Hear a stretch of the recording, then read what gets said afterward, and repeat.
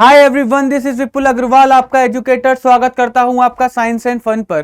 तो बच्चों, आज के लिए मैं एक बहुत ही स्पेशल वन शॉट लेकर आ रहा हूं, जो कि हमारा क्लास 11th माइक्रो इकोनॉमिक्स का चैप्टर 3 दैट इज डिमांड। काफी ज्यादा बच्चों ने डिमांड भी करी थी, डिमांड के वन शॉट की। तो बच्चों की डिमांड को देखते हुए मैं डिमांड का वन शॉट लेकर आया हूं। ये वन शॉट बहुत ज्यादा इंटरेस्टिंग होने वाला है। मैं आपके ऐसे कॉन्सेप्ट खोलने वाला हूं डिमांड को लेकर कि आपको कोई कंफ्यूजन रहेगा ही नहीं। That's my guarantee. तो चलिए फिर स्टार्ट करते हैं हम लोग इस चैप्टर के साथ, जो कि है हमारा डिमांड। अगर मैं बच्चों से एक जनरल टर्म पूछूं डिमांड का, तो बच्चे क्या बोलेंगे, मेरे को क्या आंसर देंगे डिमांड को लेकर?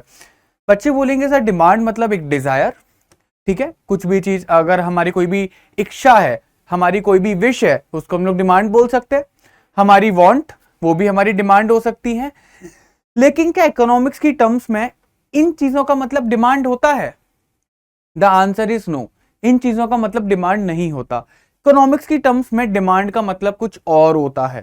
ठीक है, चलिए सीखते हैं क्या होता है डिमांड का मतलब। आइए, अब मेरे को डिमांड से पहले ना कुछ टर्म्स क्लियर करना है। फॉर एग्जाम्पल, जैसे मैंने एक टर्म्स क्लियर करना है मेरे को, डिजायर। भाई इसका मतलब क्या होता है? क्योंकि कुछ बच्चे समझ रहे होंगे भाई डिजायर का मतलब भी क्या होता है, डिमांड होता है। तो answer is no. Economics terms में डिजायर का मतलब डिमांड नहीं होता। डिजायर का मतलब क्या होता है बच्चों? मेयर विश, सिर्फ और सिर्फ एक इच्छा, एक ख्वाहिश। फॉर एग्जाम्पल, अगर किसी इंसान की जेब में 500 रुपए पड़े हुए हैं और वो विश कर रहा है, वो ख्वाहिश कर रहा है कि उसे एक रोल्स रॉयस खरीदनी है, तो बेटा क्या 500 रुपए लेकर वो जाकर एक रोल्स रॉयस खरीद सकता है? नहीं। वो तो बस एक इच्छा जता रहा है, वो तो बस एक अपने दिल की ख्वाहिश जता रहा है कि मेरे को रोल्स रॉयस खरीदनी है। तो बेटा इट इज जस्ट डिजायर, वो हमारा डिमांड में काउंट नहीं होगा। तो किसी भी चीज को खरीदने का मन बस क्या होता है? डिजायर होता है। ठीक है, आपके पास पैसे नहीं है, एबिलिटी नहीं है। ठीक है, अगर मैं बात करूं अगले टर्म की, जो है हमारा वांट। अगले टर्म की बात करूं जो है हमारा वांट। वांट का मतलब क्या हो गया? वांट का मतलब हो गया डिजायर। अगर हम लोग डिजायर के साथ एबिलिटी भी प्लस कर देंगे तो ये बन गया हमारा वांट। फॉर एग्जाम्पल, अगर वही इंसान जिसकी जेब में आज 500 रुपए हैं और वो रोल्स रॉयस खरीदना चाहता है, तो उसके लिए पॉसिबल नहीं है, उसकी एबिलिटी नहीं है कि जाकर वो रोल्स रॉयस खरीद सके, तो बस उसकी वो डिजायर है। लेकिन अगर हम लोग वांट की बात करें तो इस केस में मैं बोलूंगा कि अब उसकी जेब में बच्चों 1,50,00,000 रुपए हैं, तो वो जाकर तो बच्चों रोल्स रॉयस आराम से खरीद सकता है। हाँ या ना? तो मतलब उसकी डिजायर भी है और उसकी एबिलिटी भी हो गई, यानी कि वो एबल भी है, उसकी औकात भी है कि वो जाके रोल्स रॉयस खरीद सकता है। क्या ये तो अब हमारी डिमांड बन जानी चाहिए? The answer is no. क्या बच्चों, अगर मेरे पास कोई पैसा है, मेरे पास पैसा है, मैं दुनिया के अंदर कोई भी चीज खरीद सकता हूं, क्या इसका मतलब यह है कि मैं वो चीज खरीदूंगा जाकर? नहीं।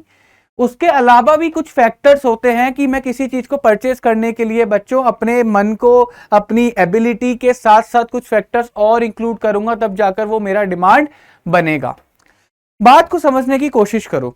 अगर हम लोग डिमांड की बात करते हैं ना, अगर हम लोग बच्चों डिमांड की बात करते हैं, तो डिमांड इन चीजों से थोड़ा सा ज्यादा होता है, इन चीजों से थोड़ा सा ज्यादा होता है। फॉर एग्जाम्पल, डिमांड कहता है कि भाई डिमांड के साथ साथ ना ये दो चीज तो आती हैं, साथ में एक चीज डिमांड के साथ और आती है, प्राइस।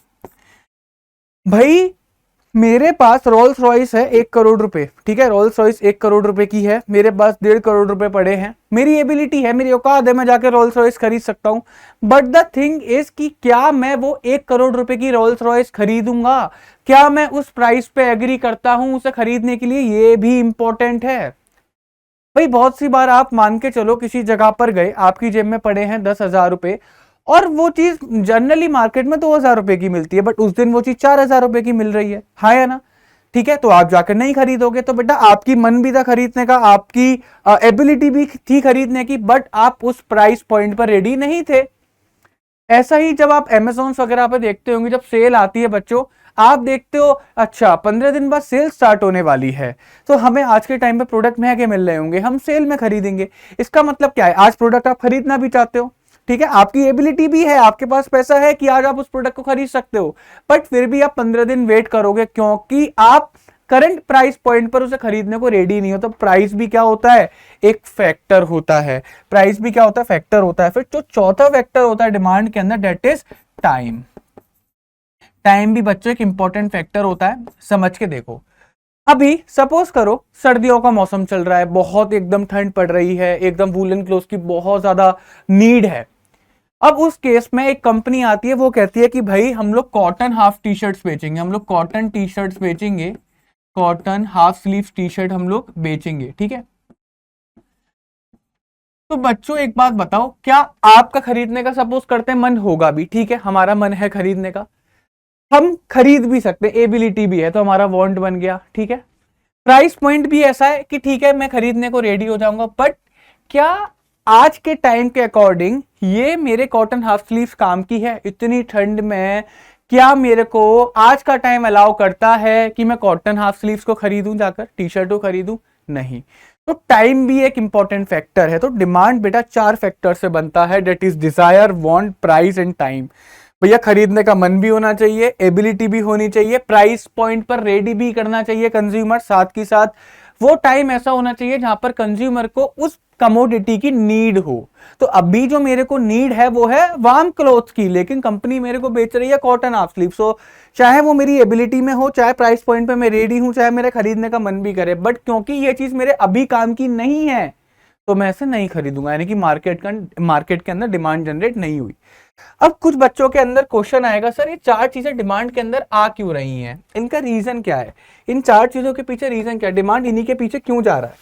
ओके, समझ के देखते हैं कि ये 4 चीजें होना जरूरी क्यों है, समझ के देखते हैं।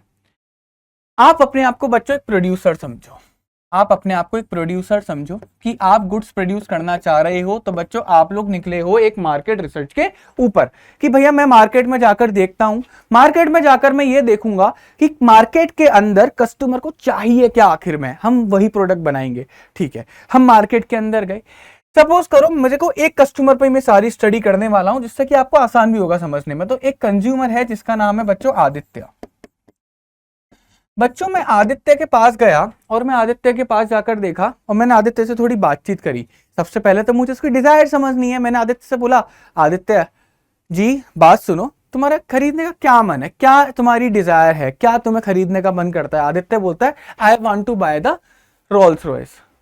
मैंने कहा अच्छा, तो ये महंगी गाड़ियों का शौक रखता है, यानी कि मुझे महंगी गाड़ी बनानी चाहिए। एज ए प्रोड्यूसर मैं यही तो सोचूंगा, जब कंज्यूमर महंगी गाड़ियों का शौक रखता है तो मुझे महंगी गाड़ी बनानी चाहिए। बिल्कुल सही बात है। पर फिर मैंने आदित्य से पूछा कि यार रोल्स रॉयस तो 1 करोड़ रुपए की आती है, क्या तुम्हारे पास 1 करोड़ रुपए है? आदित्य बोला नहीं है, मेरे पास तो 1000 रुपए पड़े हुए हैं। तो सिंपल एज अ प्रोड्यूसर मैं क्या सोचूंगा बताओ यार, 1000 रुपए पड़े हैं, बात कर रहा है 1 करोड़ की गाड़ी खरीदने की। अगर मैं इसे 1 करोड़ की गाड़ी बना भी दूं तो क्या वो गाड़ी खरीद पाएगा? नहीं खरीद पाएगा, वो गाड़ी नहीं खरीदेगा। बात ही समझ में? तो यानी कि बच्चों डिमांड क्या होती है, डिमांड एक फोर्स होती है। डिमांड क्या होती है? एक फोर्स होती है, ठीक है, एक ताकत होती है जो कि बेटा किसे इफेक्ट करती है? सप्लाई को इफेक्ट करती है। तो मेरे को एक बात बताओ, अगर प्रोड्यूसर खाली कस्टमर का ये देखे कि उसका क्या खरीदने का मन है, वो ये देखे ही ना कि क्या वो कस्टमर खरीद पाएगा। अगर आदित्य बोलते हैं भैया मेरा रोल्स रॉयस खरीदने का मन है और उस टाइम पर आप लोग ऐसे प्रोड्यूसर उसे रोल्स रॉयस बना के दे भी देते हो, तो क्या आदित्य उसे खरीद पाएगा? नहीं खरीद पाएगा। तो बच्चों जब उस फैक्टर ने, उस डिजायर के फैक्टर ने सप्लाई को इफेक्ट करा ही नहीं तो वो डिमांड बना कैसे? बात आई आप लोगों की समझ में या फिर नहीं आई? बहुत सिंपल सा कॉन्सेप्ट है। उसके बाद चलो आदित्य ने बोला मुझे रोल्स रॉयस चाहिए। दूसरा केस लेते हैं, भैया आदित्य के पास 1.5 करोड़ रुपए पड़े हुए हैं। फिर मैं आदित्य से गया, मैंने कि क्या खरीदने का मन है? कहता है रोल्स रॉयस। मैंने कहा पैसे हैं तुम्हारे पास? कह रहा हाँ पैसे तो हैं, मैं खरीद सकता हूँ। तो फिर मैंने कहा अच्छा ये तो बहुत अच्छी बात है, फिर तो बना लेना चाहिए। फिर मैंने आदित्य से पूछा अगर तुम 1 करोड़ रुपए की रोल्स रॉयस आज तुम्हें खरीदनी हो तो क्या तुम खरीदोगे? आदित्य बोला बेवकूफ थोड़ी ना हूं, खरीदने का सिर्फ और सिर्फ मन है और 1.5 करोड़ रुपए है, इसका मतलब ये नहीं है कि 1 करोड़ रुपए की मैं गाड़ी में डाल दूं। तो बेसिकली यहां पर आपने क्या जाना कि आदित्य उस प्राइस पॉइंट पे रेडी नहीं है। जब आदित्य उस प्राइस पॉइंट पे रेडी नहीं है तो आदित्य ने सप्लाई के अंदर कोई भी एफर्ट नहीं डाला। तो यानी कि खाली हमारी डिजायर और वांट मिलकर भी सप्लाई के ऊपर कोई भी इफेक्ट नहीं डाल रहे। बात आई समझ में या फिर नहीं आई? आदित्य की एबिलिटी है, बिल्कुल सही बात है, आदित्य की डिजायर है, बिल्कुल सही बात है, लेकिन आदित्य उस प्राइस पॉइंट पे रेडी नहीं है। तो बेसिकली आप क्या देख पा रहे हो कि जब आदित्य उस प्राइस पॉइंट पे रेडी नहीं है तो यानी कि उसने सप्लाई के अंदर कुछ भी कंट्रीब्यूशन नहीं करा, प्रोड्यूसर सप्लाई नहीं करेगा, क्योंकि आदित्य ने साफ मना कर दिया मैं 1 करोड़ रुपए की रोल्स रॉयस नहीं खरीदूंगा, मेरा रोल्स रॉयस खरीदने का मन है, मार्केट में 1 करोड़ की दे रहे हैं, आदित्य कह रहा है मैं खरीद सकता हूं बट मैं 1 करोड़ की रोल्स रॉयस नहीं खरीदूंगा, यानी कि आदित्य प्राइस पॉइंट पे रेडी नहीं है। तीसरा केस लेके चलते हैं कि चलो आदित्य मान के चलो आदित्य 1 करोड़ रुपए पे रेडी हो भी गया। अब देखते हैं भैया आदित्य का खरीद के मन भी था, आदित्य की एबिलिटी भी है, आदित्य प्राइस के लिए भी उसे खरीदने को तैयार है, ठीक है, आदित्य कह रहा है ठीक है मैं 1 करोड़ रुपए की रोल्स रॉयस खरीद सकता हूं, बट फिर टाइम एक कांस्टेंट आ गया, आदित्य बोलता है सुनो ये टाइम ना मेरा थोड़ा, मैं अभी अभी कमाना स्टार्ट करा है, मैं अच्छा कमा रहा हूं, तो ये जो टाइम है ना मेरा यूथ का वो ऐसा है कि मुझे ना स्पेंडिंग से ज्यादा इन्वेस्टमेंट करनी है, यानी खर्चे से ज्यादा मुझे अपने पैसे को बचाकर चलना है, इन्वेस्ट करना है। तो इस टाइम पर मुझे नहीं लगता कि मुझे 1 करोड़ रुपए की रोल्स रॉयस में पैसा डालना चाहिए, इस टाइम के अकॉर्डिंग मेरे को ऐसा लगता है कि मुझे 1 करोड़ रुपए का घर खरीदना चाहिए। तो बच्चों टाइम भी इंपॉर्टेंट है, तो आदित्य रोल्स रॉयस कब खरीदेगा, आदित्य के साथ में वो 4 कौन से फैक्टर होने चाहिए जहां पर आदित्य एक फोर्स जनरेट करे, जहां पर सप्लायर उसके लिए रोल्स रॉयस बना। आदित्य बोलेगा सुनो मेरी खरीदने की इच्छा होनी चाहिए, मेरे पास पैसा भी होना चाहिए, साथ ही साथ मैं उस प्राइस पॉइंट पे रेडी भी होना चाहिए और साथ के साथ वो टाइम ऐसा होना चाहिए जहां पे मैं रोल्स रॉयस खरीद सकता हूं। बात ही समझ में नहीं आई, तभी तो प्रोड्यूसर जाकर बनाएगा। प्रोड्यूसर भाई जहां पर भी एक कंडीशन सेटिस्फाई नहीं हो रही प्रोड्यूसर गुड्स नहीं बनाएगा, तो चारों जब कंडीशन सेटिस्फाई होंगी तभी जाकर प्रोड्यूसर गुड बनाएगा, और जब प्रोड्यूसर गुड बनाएगा यानी कि सप्लाई में इफेक्ट आएगा और तभी वो डिमांड मानी जाएगी, क्योंकि जो फोर्स सप्लाई में इफेक्ट लेकर आए उसे बोलते हैं डिमांड। तो सप्लाई में इफेक्ट कब आएंगे, जब ये चारों चीजें होंगी, तो जब चारों चीजें होंगी तो इन चारों चीजों के कॉम्बिनेशन को क्या बोला जाएगा बच्चों, डिमांड बोला जाएगा। सो अब आपको ये बात समझ में आ गई होगी कि इकोनॉमिक्स टर्म्स में डिमांड क्या होती है। तो बेसिकली भैया खरीदने का मन भी होना चाहिए, पैसे भी होने चाहिए, प्राइस पॉइंट में रेडी भी होना चाहिए कस्टमर, साथ ही साथ टाइम उसके फेवर में होना चाहिए, उस टाइम पर उस प्रोडक्ट वो खरीदने का मन होना चाहिए। बात ही समझ में या फिर नहीं आई, तभी एक ऐसी फोर्स जनरेट होगी जहां पे प्रोड्यूसर गुड्स बनाएगा, यानी कि सप्लाई में कुछ चेंजेस आएंगे। जब सप्लाई में चेंजेस आएंगे तो किस फोर्स की वजह से सप्लाई में चेंजेस आए, उस फोर्स को बोलते हैं हम लोग डिमांड। तो अगर हम लोग डिमांड का मतलब देखें तो डिमांड का मतलब बच्चों क्या होता है, demand is a quantity of a commodity that a consumer is willing, यानी कि उसका मन होना चाहिए, वो एबल भी होना चाहिए, उसका मन होना चाहिए, वो एबल भी होना चाहिए, at each possible price, price के लिए भी वो रेडी होना चाहिए, उस प्राइस पॉइंट के लिए भी वो रेडी होना चाहिए during a given period of time, और उस टाइम पर भी बच्चों को क्या होना चाहिए, वो रेडी होना चाहिए। बात ही समझ में नहीं आई, तो चारों चीजें जब एक साथ होंगी तभी एक फोर्स जनरेट होगी जो सप्लाई को इफेक्ट करेगी, और उस फोर्स को हम लोग बोलते हैं demand. So demand is a quantity of a commodity that a consumer is willing and able to buy at each possible prices during a given period of time. So basically that is demand. तो बेटा कौन कौन से चीजें demand के अंदर होनी चाहिए, पहली चीज क्या होनी चाहिए, विलिंगनेस, या फिर इससे मैं डिजायर भी बोल सकता हूँ। सेकंड चीज कौन सी होनी चाहिए, वांट, यानी कि बेसिकली अगर मैं डिजायर के साथ प्लस कर देता हूँ किसे, एबिलिटी को, ठीक है, तो ये मेरा क्या बन जाता है, वांट बन जाता है। बात ही समझ में नहीं आई। थर्ड प्राइस, और फोर्थ हमारा टाइम। ये चारों चीजें जिस जगह पर एक जगह पर होंगी तभी जाकर प्रोड्यूसर गुड्स बनाएगा, तभी उसके ऊपर एक फोर्स पड़ेगी जिसे हम लोग डिमांड बोलते हैं। आई होप आपको ये समझ में आ गया होगा। आगे बढ़ते हैं। देखो दो तरीके की डिमांड होती है, that is individual demand and the market demand. समझ के देखते हैं। इंडिविजुअल का मतलब आपको पता है, इंडिविजुअल एक सिंगुलर वर्ड है, आपको पता ही है बच्चों। इंडिविजुअल जो है एक सिंगुलर वर्ड है, सिंगुलर वर्ड है।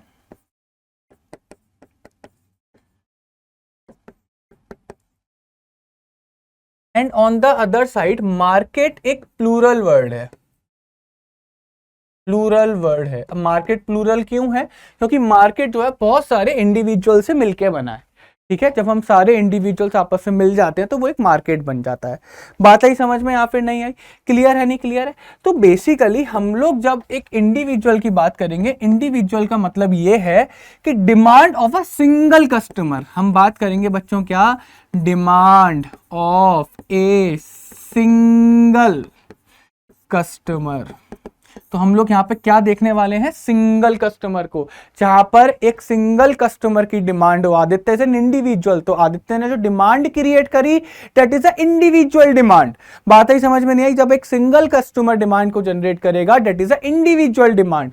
ठीक है, जहां पर बच्चों पूरा का पूरा सारे इंडिविजुअल्स यानी कि demand of all individuals, demand of all customers, या फिर मैं और ऑल इंडिविजुअल्स बोल सकता हूं, ठीक है, करेक्ट के लिए, या ऑल कस्टमर्स भी बोल लो, दोनों ठीक है। तो ये बच्चों क्या बन गया, मार्केट डिमांड बन गया, क्योंकि मार्केट के अंदर सारे इंडिविजुअल्स आ गए। और जब खाली एक इंडिविजुअल की बात करी जाए तो वो होता है हमारा जब एक इंडिविजुअल, एक कस्टमर डिमांड को बढ़ाएगा दैट इज इंडिविजुअल डिमांड। जब सारे कस्टमर्स मिलकर डिमांड की बात करेंगे that is market demand. Okay, तो अब हम लोग देखते हैं कि डेफिनेशन बहुत आसान है। देखो, individual demand refers to the quantity. Okay, demand में हमेशा क्या आती है बच्चों, क्वांटिटी आती है। ठीक है, डिमांड किसकी बढ़ेगी, क्वांटिटी ऑफ द कमोडिटी की। कोई भी कमोडिटी, रोल्स रॉयस, डिमांड का मतलब क्या हो गया, कितनी रोल्स रॉयस बननी चाहिए, एक बननी चाहिए, दो बननी चाहिए, चार बननी चाहिए, 10 बननी चाहिए। तो हमेशा कमोडिटी की क्वांटिटी की बात करेंगे। तो डिमांड क्या होता है, क्वांटिटी होती है। तो क्वांटिटी ऑफ अ कमोडिटी। अब कस्टमर, एक कस्टमर, देख रहे हो बच्चों, इंडिविजुअल डिमांड में हम बात कर रहे हैं एक कस्टमर यानी कि सिंगल कंज्यूमर की हम लोग बात कर रहे हैं। अगर एक कंज्यूमर विलिंग है, एबल है, पॉसिबल प्राइस पर रेडी है और टाइम भी उसके फेवर में है, तो वो क्या होगी, इंडिविजुअल डिमांड। मार्केट डिमांड में again it is a quantity. अब ऑल द कंज्यूमर्स, यहाँ पे कीवर्ड्स आप देख रहे हो, a consumer and all the consumer, बस यही डिफरेंस है। जहां पर एक कंज्यूमर, एक कंज्यूमर फोर्स लगाए, वो कहता है मेरा खरीदने का मन भी है, मैं एबल भी हूं और क्या बोलते हैं, मैं प्राइस पॉइंट पे भी रेडी हूं और मैं टाइम भी मेरे फेवर में है। तब एक कंज्यूमर डिमांड क्रिएट कर रहा है, तो वो जो फोर्स क्रिएट हो रही है दैट इज इंडिविजुअल डिमांड। यहां पर सारे कंज्यूमर मिलकर वो फोर्स क्रिएट करें that is market demand. I think clear होगा, इंडिविजुअल डिमांड एक कंज्यूमर की डिमांड, मार्केट डिमांड सारे कंज्यूमर्स की demand. Okay, simple.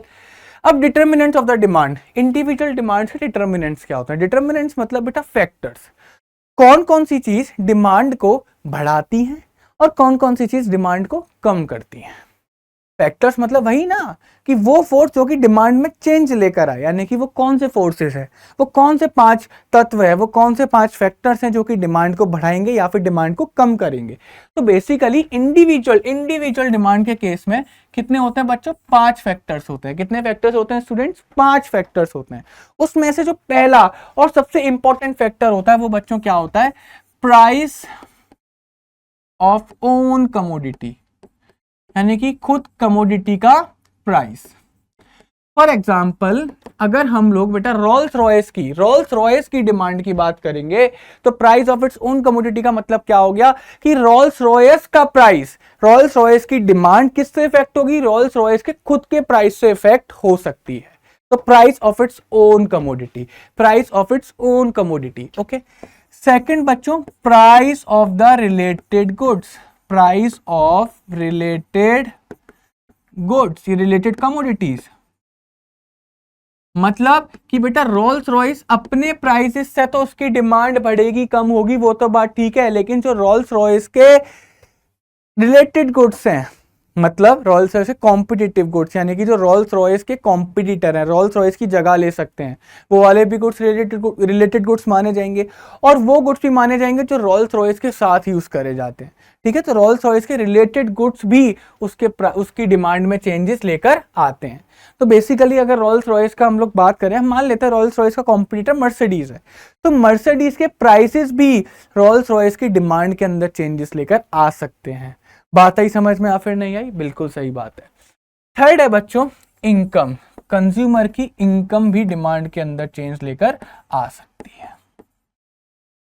For example, अगर हम रोल्स रॉयस की डिमांड की बात करें तो बच्चों रोल्स रॉयस की डिमांड इनकम के ऊपर भी डिपेंडेंट रहती है। अगर हमारा इनकम बढ़ेगा तो हमारी डिमांड भी बढ़ेगी। भाई लोगों की जब इनकम बढ़ेगी तो वो ज्यादा डिमांड करने भागेंगे या फिर नहीं भागेंगे, वो ज्यादा खरीदने भागेंगे या फिर नहीं भागेंगे। और लोगों की डिमांड लोगों की इनकम कम हो गई तो वो कम खरीदने जाएंगे, यानी कि डिमांड कम हो जाएगी। तो इनकम भी एक फैक्टर होता है। फोर्थ है बच्चों taste and preferences, taste and preferences. अगर कस्टमर को ऐसा लगता है कि कोई भी हम लोग प्रोडक्ट खरीदने जा रहे हैं वो ट्रेंडिंग प्रोडक्ट है, ठीक है, वो हमारे करंट टेस्ट को फेवर कर रहा है, ठीक है, वो हमारे फैशन को फेवर कर रहा है। कपड़ों के केस में ऐसा होता है या फिर नहीं होता? जब भी आप कपड़े खरीदने मार्केट में जाते हो तो आप ऐसे कपड़े लेकर आते हो जो आपके करंट ट्रेंड को फॉलो कर रहा हो।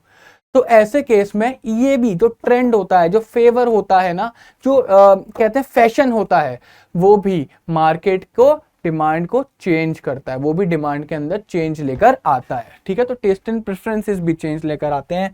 फिफ्थ है बच्चों फ्यूचर एक्सपेक्टेशंस, फ्यूचर एक्सपेक्टेशन, और फ्यूचर के प्राइस भी बच्चों चेंजेस लेकर आते हैं।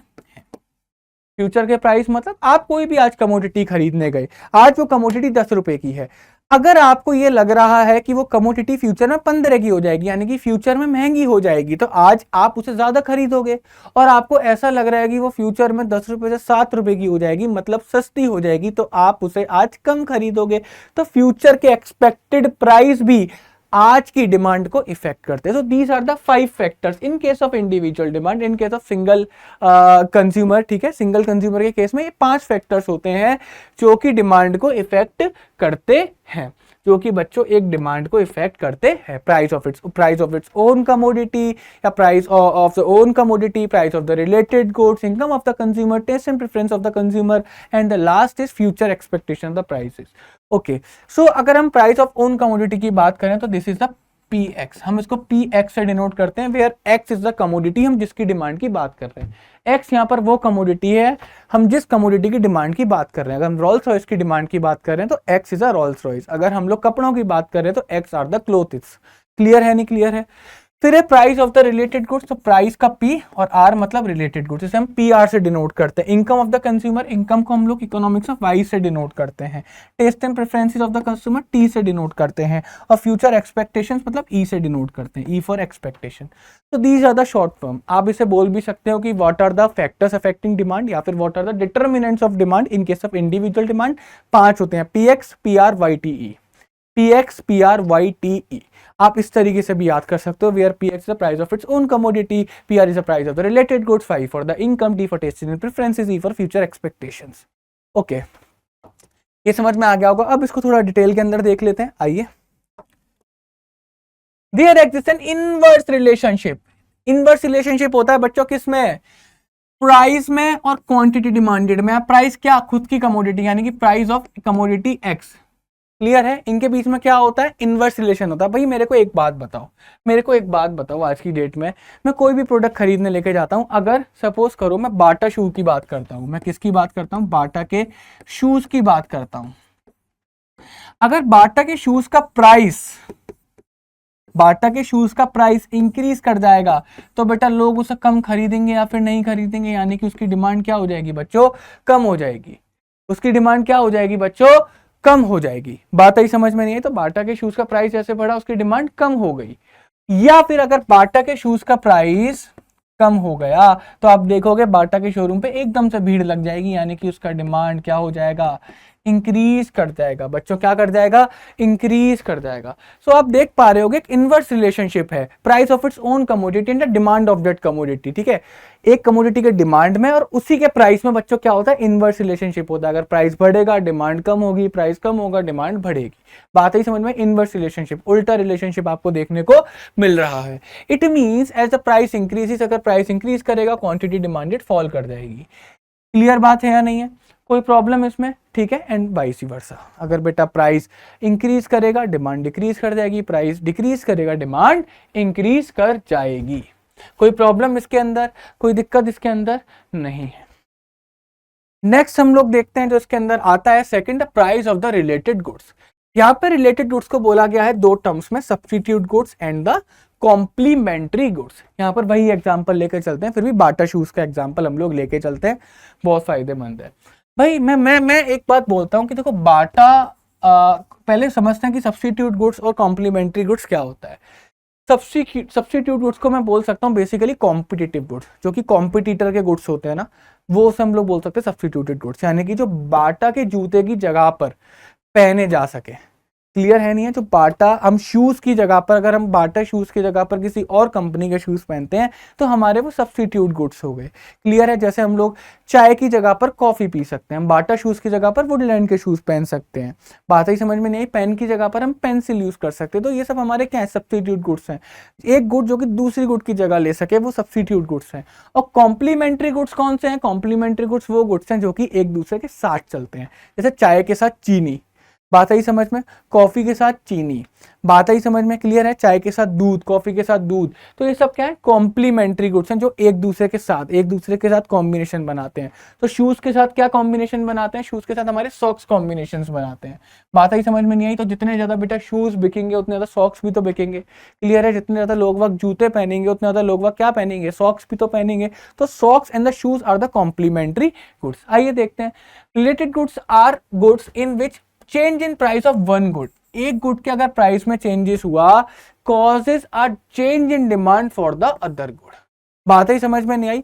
तो सब इधर समझ के देखते हैं ना, एग्जांपल के तहत समझ के देखते हैं। सब्स्टिट्यूट गुड्स में हम लोग मान लेते हैं एक जगह पर है हमारे बाटा के शूज, बात ही समझ में नहीं आई, और दूसरी जगह पर है हमारे वुडलैंड के शूज। तो दोनों क्या है बच्चों?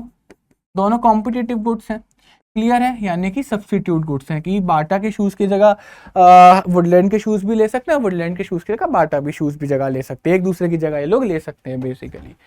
अब देखो यहाँ पर समझ के देखो, तो बाटा के शूज में जो डिमांड में फर्क आएगा, यानी कि बाटा के शूज की डिमांड में जो फर्क आएगा वो यहाँ पर वुडलैंड के शूज के प्राइसेस की वजह से भी आ सकता है। ठीक है? अगर मैं यहाँ पर बात करता हूँ कि बच्चों एक बात बताओ, अगर वुडलैंड का प्राइस इंक्रीज होता है तो क्या वुडलैंड का डिमांड डिक्रीज होगा या फिर नहीं होगा? अगर वुडलैंड के शूज का प्राइस जो है इंक्रीज करा तो लोग वुडलैंड के शूज कम पहनेंगे। जब लोग वुडलैंड के शूज कम पहनेंगे तो लोग बेटा बाटा के शूज ज्यादा पहनेंगे या फिर नहीं पहनेंगे? हाँ या ना? तो वुडलैंड के प्राइस बढ़ने की वजह से बाटा के शूज का डिमांड बढ़ गया। बाटा के शूज का डिमांड बढ़ गया क्योंकि लोग वुडलैंड के शूज अब कम पहनेंगे, बाटा के शूज ज्यादा पहनेंगे, लोग शिफ्ट कर जाएंगे। हम लोग करते हैं या फिर नहीं करते? क्लियर है? हम ये देखते हैं नहीं देखते मार्केट के अंदर कि अगर एक ब्रांड एक ही प्रोडक्ट मिल रहा है अलग अलग ब्रांड्स में और एक ब्रांड जब महंगा है हम दूसरी ब्रांड खरीदना स्टार्ट कर देते हैं। इसका बोट एक क्लासिक एग्जांपल है। बोट ने जब मार्केट में उसने देखा JBL एक कंपनी थी जो कि काफ़ी महंगे ईयरफोन्स दे रही थी, सोनी एक कंपनी थी जो कि काफ़ी महंगे ईयरफोन्स दे रही थी, तो बोट ने आके मार्केट के अंदर ये देखा क्या क्यों ना अगर मैं सेम क्वालिटी के गुड्स इन्हें प्रोवाइड करवाऊं और कम प्राइजेस पे करवाऊं तो वो सब्स्टिट्यूट गुड बन जाएगा नहीं बन जाएगा? कस्टमर ने देखा अरे वो बोट का जो सब्स्टिट्यूट गुड्स था उसका प्राइस इंक्रीज है, बढ़ रहा है, तो कस्टमर बेटा JBL छोड़ के कहाँ शिफ्ट हो गए? बोट पे शिफ्ट हो गए। बात आई समझ में या फिर नहीं है? ये रियल लाइफ एग्जांपल भी है। ऑन द अदर साइड अगर बच्चों प्राइस वुडलैंड का कम हो जाएगा तो लोग वुडलैंड के शूज ज्यादा पहनने लगेंगे जिसकी वजह से लोग बाटा के शूज कम पहनेंगे। तो आप यहां पर क्या देख पा रहे हो? In case of substitute goods के केस में there is a positive relation. कैसा रिलेशन है बच्चों? पॉजिटिव रिलेशन है। अगर सब्स्टिट्यूट गुड्स का प्राइस इंक्रीज हुआ तो हमारे जो रिक्वायर्ड गुड है उसका भी डिमांड इंक्रीज हो जाएगा। तो बेटा वुडलैंड का प्राइस इंक्रीज हुआ तो बाटा के शूज का भी डिमांड इंक्रीज हो गई। वुडलैंड के शूज के प्राइस कम हुए तो बाटा के शूज की भी डिमांड क्या थी? कम हो गई। बात ही समझ में नहीं आई? तो increase in the price of substitute goods, जब सब्स्टिट्यूट गुड्स का प्राइस इंक्रीज करेगा तो बेटा इंक्रीज हो जाएगी क्या? हमारी डिमांड। क्लियर है नहीं क्लियर? और वाइसी वर्सा का मतलब उल्टा, अगर हमारा प्राइस जो है वो डिक्रीज कर जाएगा तो हमारी डिमांड बच्चों क्या कर जाएगी? डिक्रीज कर जाएगी। बात आगे समझ में या फिर नहीं आई? क्लियर है या फिर नहीं है? ओके, सो मैं कह सकता हूं इन केस ऑफ सब्स्टिट्यूट गुड्स मुझे क्या देखने को मिल रहा है? पॉजिटिव रिलेशन देखने को मिल रहा है। क्या रिलेशन मिल रहा है? प्लस मतलब पॉजिटिव रिलेशन देखने को मिल रहा है। अब समझते हैं कॉम्प्लीमेंट्री। तो कॉम्प्लीमेंट्री गुड्स को समझने के लिए मैं कहता हूं बाटा शूज और बाटा शूज के साथ मैं मान के चलता हूं यहां पर ले लेते हैं सॉक्स। ओके, क्लियर है नहीं क्लियर है? सॉक्स ले लेते हैं। मेरे को एक बात बताओ यार, ये थोड़ा ना एग्जांपल थोड़ा टेढ़ा हो जाएगा, मैं कुछ और यहां पर लेने की कोशिश करता हूं। मैं यहां पर ना आपको सॉक्स का वो बताता हूं, मैं सॉक्स की डिमांड बताता हूं। ठीक है, सॉक्स की डिमांड बता, क्योंकि सॉक्स पहने जाते हैं बाटा शूज के साथ। तो मैं सॉक्स की डिमांड आप लोगों को बताने की कोशिश करता हूं, अब आपके और अच्छे से समझ में आ जाएगा। मैं कहता हूं बच्चों देखो, बाटा के शूज का प्राइस जो था वो इंक्रीज करा, जिसकी वजह से बाटा के शूज की डिमांड क्या हो गई होगी, कम हो गई होगी। जब लोगों ने बाटा के शूज पहनना ही कम कर दिए तो इसका मतलब बेटा लोगों ने सॉक्स भी पहनना कम कर दिए होंगे, मोजे भी पहनना कम कर दिए होंगे, तो बच्चों क्या होगी, डिमांड कम हो गई। क्लियर है नहीं क्लियर है? और अगर बेटा बाटा के शूज का प्राइस जो था वो कम हो गया होगा तो इसका डिमांड क्या हो गया होगा, इंक्रीज हो गया होगा। तो लोगों ने जब बाटा के शूज ज्यादा पहनना स्टार्ट करे होंगे तो इसका मतलब क्या है बच्चों, सॉक्स की डिमांड भी बढ़ गई होगी, क्योंकि साथ में ही तो पहनेंगे, साथ में ही तो पहनेंगे। तो इसका मतलब बच्चों आप लोगों ने क्या देखा, इसका मतलब आप लोगों ने देखा कि in case of complementary goods में रिलेशन कैसा होता है, नेगेटिव रिलेशन, यानी कि अगेन इनवर्स रिलेशन होता है। तो इंक्रीज इन द प्राइस, जब प्राइस इंक्रीज करेगा तो उसकी वजह से क्या होगा, डिमांड जो है बच्चों डिक्रीज हो जाएगी, एंड वाइस वर्सा। और जब प्राइस डिक्रीज करेगा तो डिमांड क्या हो जाएगी, इंक्रीज हो जाएगी। तो मेरे को एक बात बताओ, in case of substitute good positive relation, in case of complementary goods negative relation. बात ही समझ में नहीं आई? और ये दोनों किसके पार्ट होते हैं, price of the related goods के। तो रिलेटेड गुड्स के प्राइस भी एक कमोडिटी की डिमांड पर इफेक्ट डाल सकते हैं। अगर सब्स्टिट्यूट गुड्स है तो पॉजिटिव इफेक्ट डालेगा। तो बेसिकली अगर दूसरे गुड्स का प्राइस इंक्रीज हो रहा है तो हमारी डिमांड इंक्रीज कर जाएगी, और अगर कॉम्प्लीमेंट्री गुड्स और दूसरे गुड्स का प्राइस कम हो रहा है तो हमारी डिमांड इंक्रीज कर जाएगी, और दूसरे गुड्स का प्राइस इंक्रीज हो रहा है तो हमारी डिमांड कम हो जाएगी। तो in case of substitute goods positive relation, दोनों ऊपर जाएंगे दोनों नीचे जाएंगे। In case of complementary goods एक ऊपर जाएगा एक नीचे जाएगा, ऑफ कोर्स। बात आई समझ में? ओके आगे बढ़ते हैं, इनकम ऑफ द कंज्यूमर। भाई कंज्यूमर की इनकम भी डिफेक्ट करती है। अब देखो बहुत आसान है, अगर हम नॉर्मल गुड की बात करें, नॉर्मल गुड्स जो कि हम लोग डेली लाइफ में यूज करते हैं, क्लियर है नहीं क्लियर है? अगर हम नॉर्मल गुड्स की बात करें तो नॉर्मल गुड्स के अंदर अगर हमारी इनकम इंक्रीज होगी तो हम उसकी डिमांड भी इंक्रीज करेंगे, और अगर हमारी इनकम कम होगी तो डिमांड भी कम हो जाएगी। क्लियर है नहीं क्लियर है? But if the given commodity is an inferior good, बेटा इंफीरियर गुड मतलब low quality goods, inferior goods मतलब बेटा लो क्वालिटी गुड। बेटा एक बात बताओ, इंसान लो क्वालिटी गुड यानी कि जो खराब क्वालिटी का गुड्स है वो कब यूज करेगा, जब उसकी आर्थिक स्थिति यानी कि फाइनेंशियल कंडीशन खराब होगी। बात ही समझ में या फिर नहीं आई? तो इंसान जब यानी कि उसके पास पैसा नहीं है, जब उसकी इनकम कम है, तो उसने इंफीरियर गुड्स की डिमांड बढ़ा रखी होगी, नहीं बढ़ा रखी होगी? बिल्कुल सही बात है। तो बेटा जब कस्टमर ज्यादा पैसा कमाने लगेगा तब भी क्या वो खराब क्वालिटी का गुड्स यूज करेगा? नहीं। तो यहाँ पर आप चेंजेस देख पा रहे हो। तो नॉर्मल गुड्स के केस में इनकम बढ़ेगी तो डिमांड बढ़ी, और इनकम कम हुई तो डिमांड कम हुई। लेकिन इंफीरियर गुड्स के केस में उल्टा होता है, क्योंकि जब लोग अमीर होंगे तो वो खराब क्वालिटी का गुड्स नहीं कंज्यूम करेंगे, तो उनकी डिमांड क्या हो जाएगी, कम हो जाएगी। तो इंफीरियर गुड्स के केस में अगर हमारी इनकम इंक्रीज करेगी तो उसकी डिमांड कम हो जाएगी, देख रहे हो, डिमांड रिड्यूस कर जाएगी। और इसके साथ अगर हमारी इनकम कम हो गई तो उसकी डिमांड क्या हो जाती है, इंक्रीज कर जाती है। बात ही समझ में या फिर नहीं आई? क्लियर है? बहुत आसान है, बहुत प्रैक्टिकल देखोगे, बहुत आसान है, बहुत ज्यादा आसान है। ओके फोर्थ होता है बच्चों टेस्ट एंड प्रेफरेंसेस। सुनो, कोई एक अगर फैशन, कोई कमोडिटी फैशन में है या फिर उसे कस्टमर प्रेफर करता है खरीदना, नहीं कस्टमर के ऊपर डिपेंड करता है कि उसे वो चीज खरीदनी है या फिर नहीं खरीदनी, तो इन केस उसकी डिमांड क्या हो जाएगी, इंक्रीज कर जाएगी। ठीक है? और डिमांड अगर कस्टमर का टेस्ट नहीं है, तो बेसिकली मैं कहता हूं अगर कस्टमर फेवर में है, कस्टमर फेवर में है तो डिमांड क्या कर जाएगी, इंक्रीज कर जाएगी। और कस्टमर अगर फेवर में नहीं है, कस्टमर अगर फेवर में नहीं है तो डिमांड क्या कर जाएगी, डिक्रीज कर जाएगी। इतनी सी बात है टेस्ट एंड प्रेफरेंसेस में। आगे देखते हैं expectation of change in the price in future. तो basically the future expectation of the prices, अभी इसका एग्जांपल मैंने बताया भी था। तो इसमें देखते हैं अगर प्राइस हमारा किसी भी कमोडिटी का एक्सपेक्टेड है कि यानी कि फ्यूचर में इंक्रीज करेगा, यानी कि कोई प्राइस जो है फ्यूचर में इंक्रीज करने वाला है, तो कस्टमर आज ही बहुत ज्यादा खरीदेगा, तो फ्यूचर में अगर प्राइस इंक्रीज करेगा तो डिमांड बढ़ेगी। डिमांड क्या होगी, बढ़ेगी। तो फ्यूचर में अगर बच्चों इन फ्यूचर में इन फ्यूचर और इन प्रेजेंट दो कंडीशन है। तो यहां पर जो प्राइस लेंगे वो फ्यूचर में लेंगे और डिमांड लेंगे वो प्रेजेंट में लेंगे। तो फ्यूचर में अगर हमारा प्राइस इंक्रीज करा तो यहां पर डिमांड क्या करेगी, प्रेजेंट में इंक्रीज करेगी। और अगर हमारा फ्यूचर में प्राइस डिक्रीज हुआ तो बच्चों प्रेजेंट में हमारी डिमांड क्या करेगी, डिक्रीज करेगी। इसका रीजन फ्यूचर में प्राइस बढ़ेगा, लोग आज खरीदेंगे तो प्रेजेंट में डिमांड इंक्रीज होकर कर जाएगी, और फ्यूचर में अगर प्राइस कम होगा तो लोग अभी क्या खरीदेंगे, फ्यूचर में खरीदेंगे ना, तो प्रेजेंट में डिमांड कम हो जाएगी। अब आप देख रहे होंगे, क्लियर है। अब देखते हैं डायरेक्ट रिलेशनशिप का मतलब अगेन यहाँ पर क्या हुआ, पॉजिटिव रिलेशन। अब देख रहे हो प्राइस बढ़ रहा है, डिमांड बढ़ रही है, यानी कि दोनों या तो ऊपर हो रहे हैं, दोनों या फिर नीचे हो रहे हैं। So there is a direct relationship between the expectation of the future price, future के प्राइसेस में, और चेंज इन डिमांड, यानी कि करंट पीरियड की डिमांड में। बात आई आप लोगों को समझ में? कोई प्रॉब्लम? बहुत ज्यादा आसान है, कोई प्रॉब्लम नहीं है। तो बच्चों 5 केसेस होते हैं। पहला PX PR Y TE. PX मतलब price of its own commodity, PR मतलब price of the related goods, यहाँ पे 2 गुड्स आते हैं, substitute goods and the complementary goods. Third है इनकम, फोर्थ है टेस्ट एंड प्रेफरेंसेस, फिर है future expectation of the prices.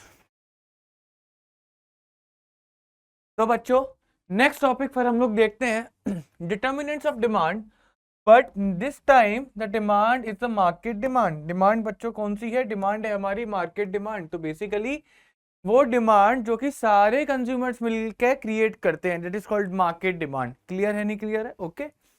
तो market demand is influenced by the all the factors affecting individual demand. तो इंडिविजुअल डिमांड के जो factors थे basically P X, P R, Y, T, E, तो ये जो 5 फैक्टर थे ये भी मार्केट डिमांड को इफेक्ट करेंगे, और उसके साथ में एडिशनली ये 3 फैक्टर्स भी जो है मार्केट डिमांड को इफेक्ट करेंगे। तो मार्केट डिमांड के लिए बेसिकली बच्चों कितने फैक्टर्स आए? मार्केट डिमांड के लिए जो फैक्टर्स आए वो आए 8।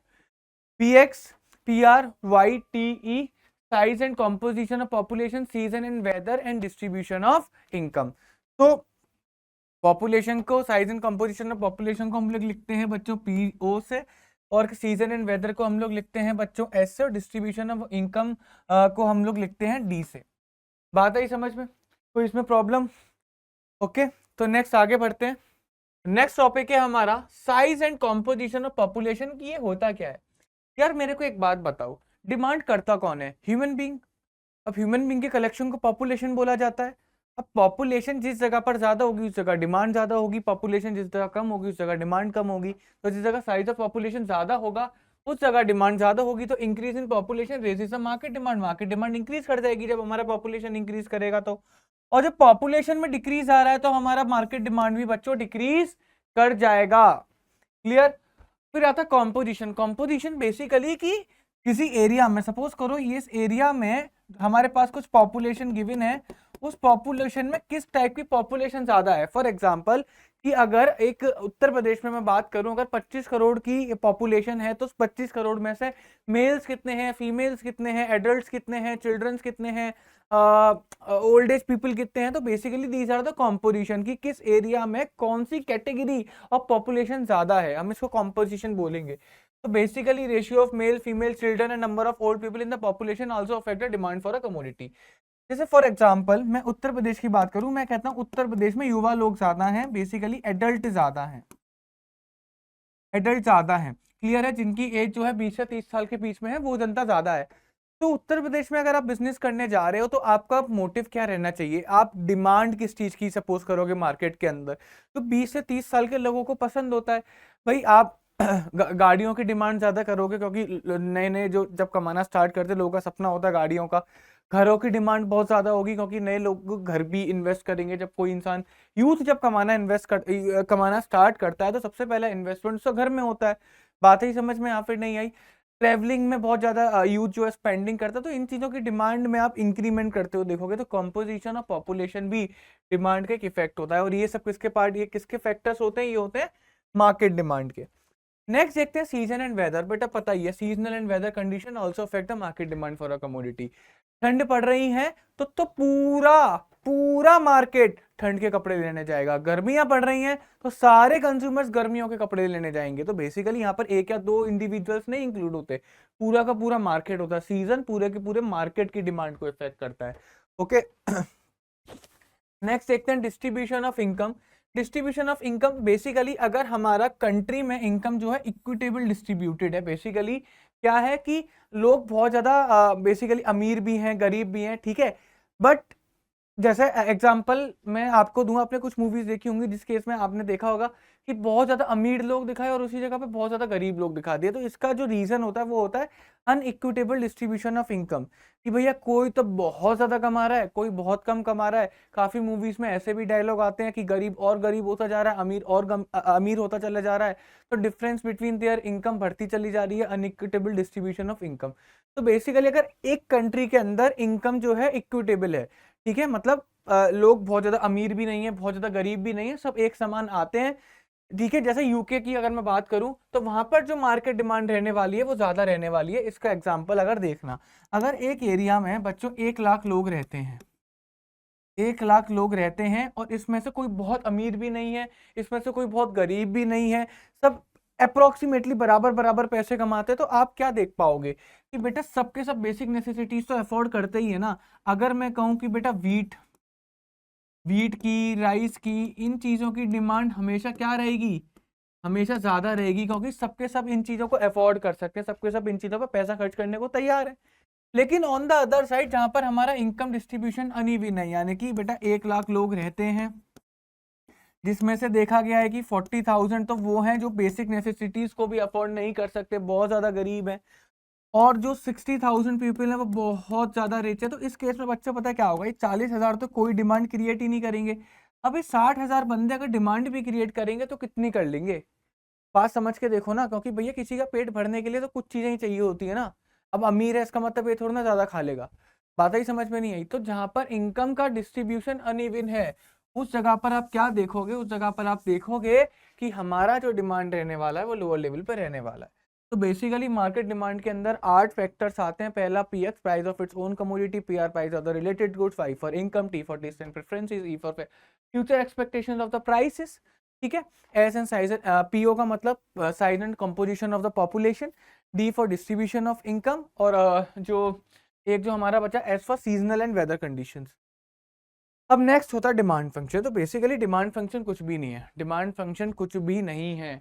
तो डिमांड फंक्शन शोज क्या दिखाता है, फंक्शन जहां पर आ जाए वहीं पर क्या एक वर्ड आएगा हमेशा, फंक्शनल रिलेशनशिप।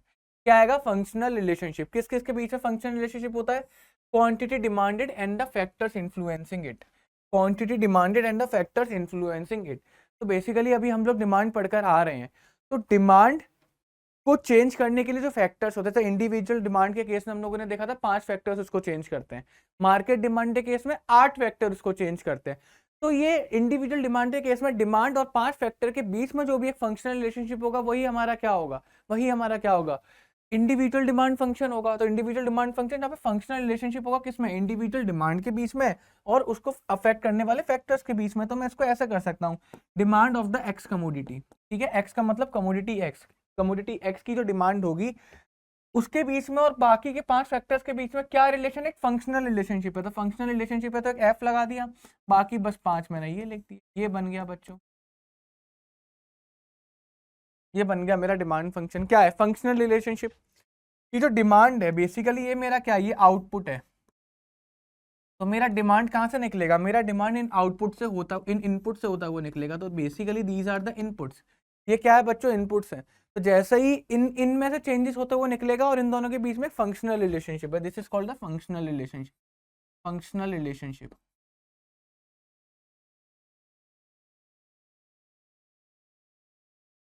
ठीक है।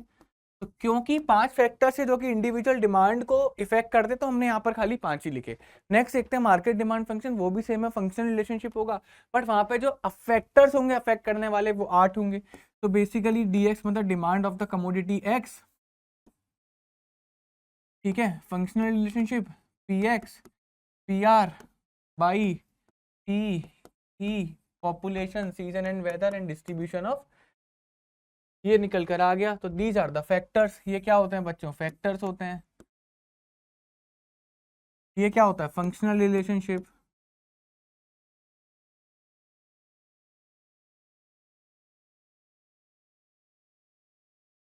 और ये क्या होता है बच्चों, ये आउटपुट होता है। और ये पूरा क्या बनकर आया, ये पूरा बनकर आया market demand function, market demand function. I think इसमें कोई भी प्रॉब्लम आपको होगी नहीं, बहुत ज़्यादा आसान है। तो जब उसके फैक्टर्स और उसके डिमांड के बीच में फंक्शनल रिलेशनशिप हो, उसी को बोलते हैं हम लोग क्या, डिमांड फंक्शन। तो जहाँ पर डिमांड हो इंडिविजुअल डिमांड फंक्शन, जहाँ पर डिमांड मार्केट है वहाँ पे मार्केट डिमांड फंक्शन। याद करने वाली क्या चीज़ है, इंडिविजुअल डिमांड फंक्शन में 5 फैक्टर्स होते हैं, मार्केट डिमांड फंक्शन में टोटल 8 फैक्टर्स होते हैं। ओके, तो आई थिंक इसमें कोई प्रॉब्लम रहेगा ही नहीं। फिर एक कॉन्सेप्ट आता है हमारा निकल कर, change in quantity demanded and change in demand. ठीक है, ओके। इसको समझने से पहले हम लोग ये देखते हैं कि बच्चों इसके अंदर एक कॉन्सेप्ट होता है, जो पीएक्स होता है ना, इसका मतलब क्या होता है, प्राइस ऑफ कमोडिटी एक्स, यानी price of its own commodity. हम एक्स कमोडिटी का ही डिमांड देख रहे हैं, तो एक्स कमोडिटी के ही प्राइस को क्या बोलते हैं, पीएक्स बोलते हैं। ये सबसे इंपॉर्टेंट फैक्टर होता है, या फिर इसे हम कोर फैक्टर भी बोल सकते हैं। ठीक है, ये सबसे इंपॉर्टेंट फैक्टर होता है इसमें, इंडिविजुअल डिमांड के केस में भी और मार्केट डिमांड के केस में भी ये सबसे इंपॉर्टेंट होता है। ठीक है, ओके, आइए देखिए। तो बेसिकली ठीक है, और इनको बाकियों के फैक्टर्स को क्या बोलते हैं हम लोग, बाकियों के फैक्टर्स को बोलेंगे अदर फैक्टर। क्या बोलेंगे, other factors than price, other factors than price. बच्चों इनको क्या बोलेंगे हम लोग, इनको क्या बोलेंगे, इनको बोलेंगे other factors than price.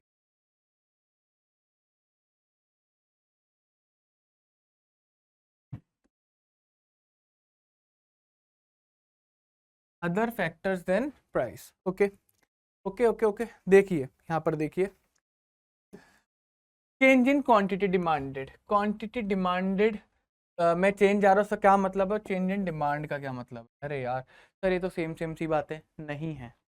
Changing quantity demanded और चेंज इन डिमांड में फर्क होता है। क्या फर्क होता है, देखिए। तो क्वांटिटी डिमांडेड का मतलब होता है the specific quantity to be purchased against the specific price of the commodity. देखो देखो देखो, फॉर एग्जांपल मान के चलो मैंने एक डिमांड वो बनाया, डिमांड स्केड्यूल बनाया, जिसके अंदर मैंने बेसिकली कुछ क्या लिखे, कुछ combination of prices and demand लिखे, कुछ combination of prices and demand लिखे। जैसे फॉर एग्जांपल मैंने लिखा प्राइस 5 होगा, ये प्राइस है, प्राइस 5 होगा, 4 होगा, 3 होगा, 2 होगा, 1 होगा। ठीक है, प्राइस 5 पर कमोडिटी हम परचेज करेंगे, 5 परचेज करेंगे, सॉरी प्राइस 5 पर हम कमोडिटी 1 परचेज करेंगे, फिर इस पर 2 करेंगे, फिर इस पर 3 करेंगे, 4 करेंगे और 5 करेंगे। तो बच्चों आप क्या देख पा रहे हो कि जैसे जैसे जैसे जैसे प्राइस कम हो रहा है, वैसे वैसे हमारी क्वांटिटी डिमांडेड इंक्रीज हो रही है।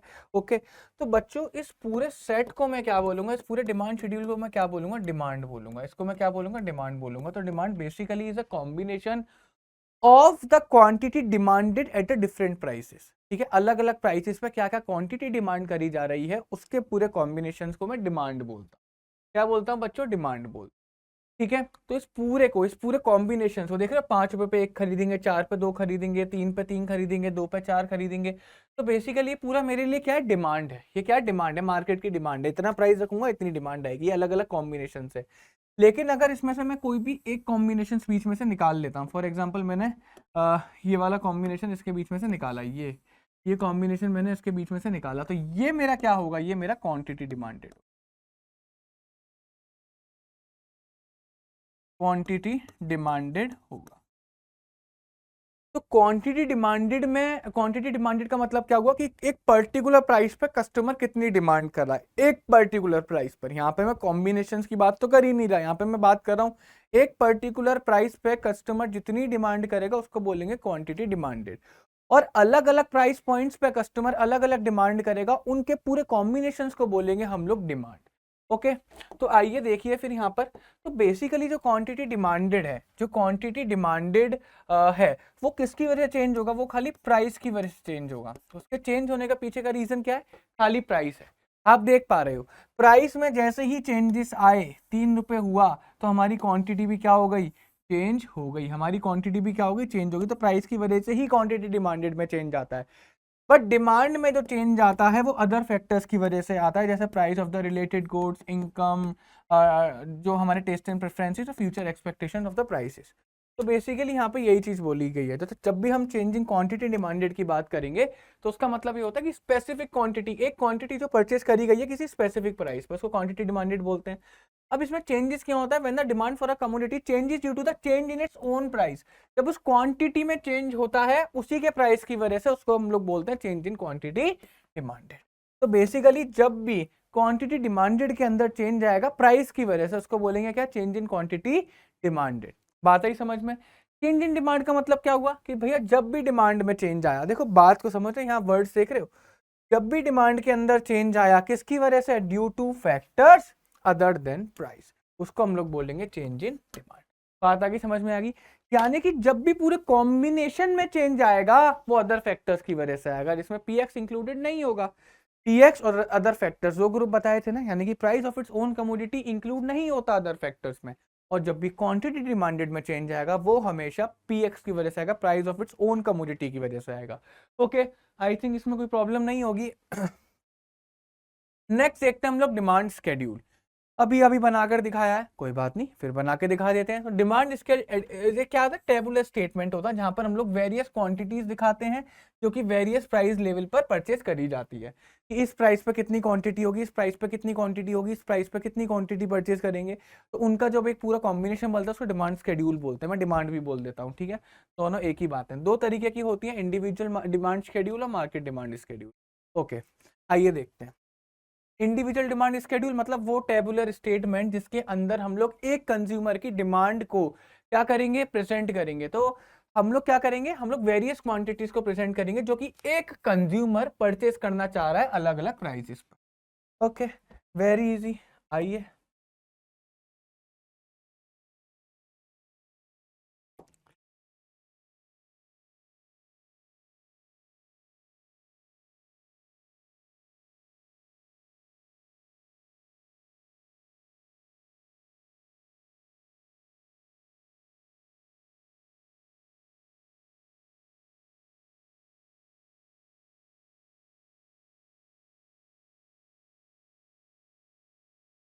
तो बच्चों ये क्या है, ये मान लेते हैं हमारा प्राइस, और इससे मान लेते हैं हम लोग क्या, क्वांटिटी।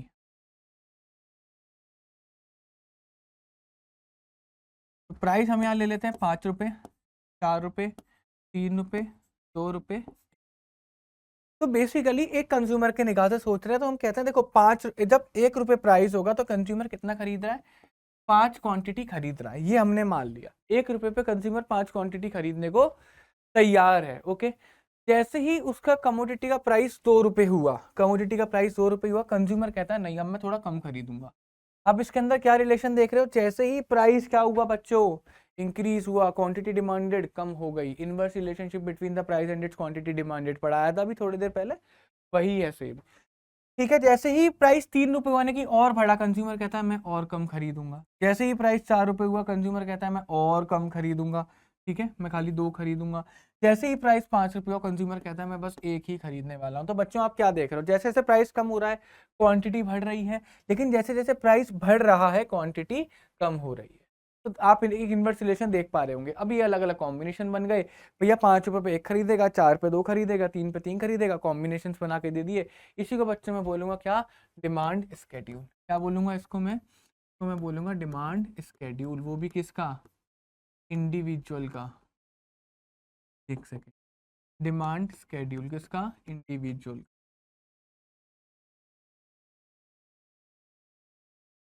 नेक्स्ट आता है मार्केट डिमांड स्केड्यूल, नेक्स्ट आता है मार्केट डिमांड स्केड्यूल। सेम चीज है, सेम चीज है मार्केट डिमांड स्केड्यूल में, बट यहाँ पर कंज्यूमर जो होंगे वो एक से ज्यादा होंगे। मैं सपोज करता हूँ कि एक मार्केट के अंदर खाली 2 कंज्यूमर है, एक मार्केट के अंदर बच्चों खाली कितने कंज्यूमर है, खाली 2 कंज्यूमर है। ऐसा मैं अजम्पशन लेके चल रहा हूँ, ऐसा बच्चों में अजम्पशन लेके चल रहा हूँ कि एक मार्केट के अंदर खाली 2 ही कंज्यूमर हैं। आ जाइए, समझना आसान होगा, ठीक है, पेपर में भी ज़्यादा आपसे प्रॉब्लम नहीं क्रिएट होगी उसकी वजह से।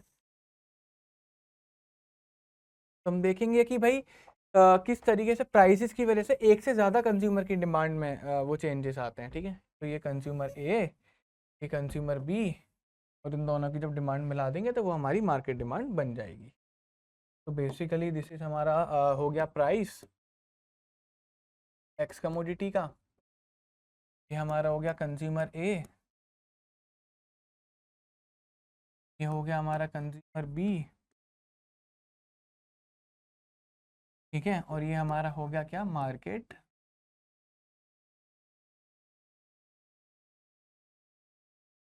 डिमांड। आ जाइए, प्राइस वही लेके चलते हैं, 5 रुपये, 4 रुपये, 3 रुपये, 2 रुपये, 1 रुपये। अब कंज्यूमर ए का मैं मान लेता हूँ कि वो 5 रुपये पे 1 यूनिट खरीदेगा, 4 पे 2 खरीदेगा, 3 पे 3 खरीदेगा, 2 पे 4 खरीदेगा और 1 पे 5 खरीदेगा, ये मैंने मान लिया, ठीक है। कंज्यूमर बी जो है 5 रुपये पे 2 यूनिट खरीदेगा, 4 रुपये पे वो 3 यूनिट खरीद लेगा, 3 रुपये पे वो 4 यूनिट खरीद लेगा, 2 रुपये पे 2 रुपये वो 5 यूनिट खरीद लेगा और 1 रुपये पे वो 6 यूनिट खरीद लेगा, ठीक है।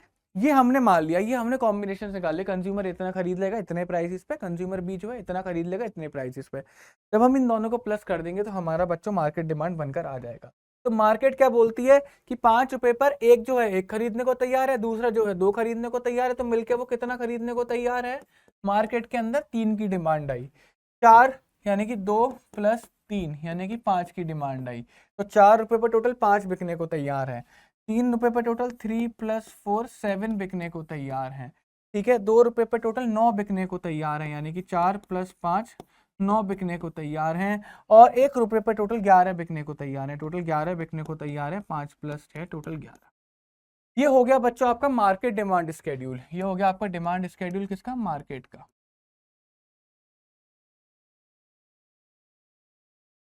ठीक है, देखो बच्चों इसे ना याद करना बड़ा आसान है। इसको अगर आप देख रहे होंगे तो प्राइस को मैंने क्या लिया, 5 4 3 2 1, उसको रिवर्स करके क्वांटिटी में लिख दिया, 1 2 3 4 5 बन गया मेरा इंडिविजुअल केस में डिमांड स्केड्यूल। मार्केट के केस में मैंने एक केस में तो यही लिया, कंज्यूमर ए के केस में, कंज्यूमर बी के केस में मैंने क्या करा, 1 1 यूनिट बढ़ा दी हर केस में, यानी कि 1 2 3 4 5 ना लेके 2 3 4 5 6 ले लिया। मार्केट के केस में उसको मैंने प्लस कर दिया, ऐसे करके पेपर में लिख कर आओगे, गलत होगा नहीं, याद भी करना बड़ा आसान है, मार्क्स भी पूरे मिलने वाले हैं। तो बेटा फ्री का सौदा है, फ्री का बात आई समझ में, ओके। आगे देखिए, demand curve. So demand curve is graphical representation of the demand schedule. जब हम लोग डिमांड शेड्यूल को ग्राफिकली प्रेजेंट कर देंगे, ग्राफ की फॉर्म में प्रेजेंट कर देंगे, कुछ इस तरीके से ग्राफ बना देंगे, तो बच्चों वो हमारा क्या हो जाएगा, वो हमारा डिमांड कर्व हो जाएगा। So graphical representation of the demand schedule is a demand curve. क्या बताता है, ये इनवर्स रिलेशनशिप बताता है क्वांटिटी डिमांडेड और प्राइस में। ओहो, क्वांटिटी डिमांडेड और प्राइस में इनवर्स रिलेशनशिप बता रहा है, बताता हुआ आ रहा हूं, लेक्चर जब से स्टार्ट करा है कम से कम 4थी 5वीं बार बता रहा हूं। अब चाहे तुम उसको टेबल की फॉर्म में समझ लो तब भी वो इनवर्स रिलेशनशिप होगा, ग्राफ की फॉर्म में समझ लो तब भी वो इनवर्स रिलेशनशिप होगा।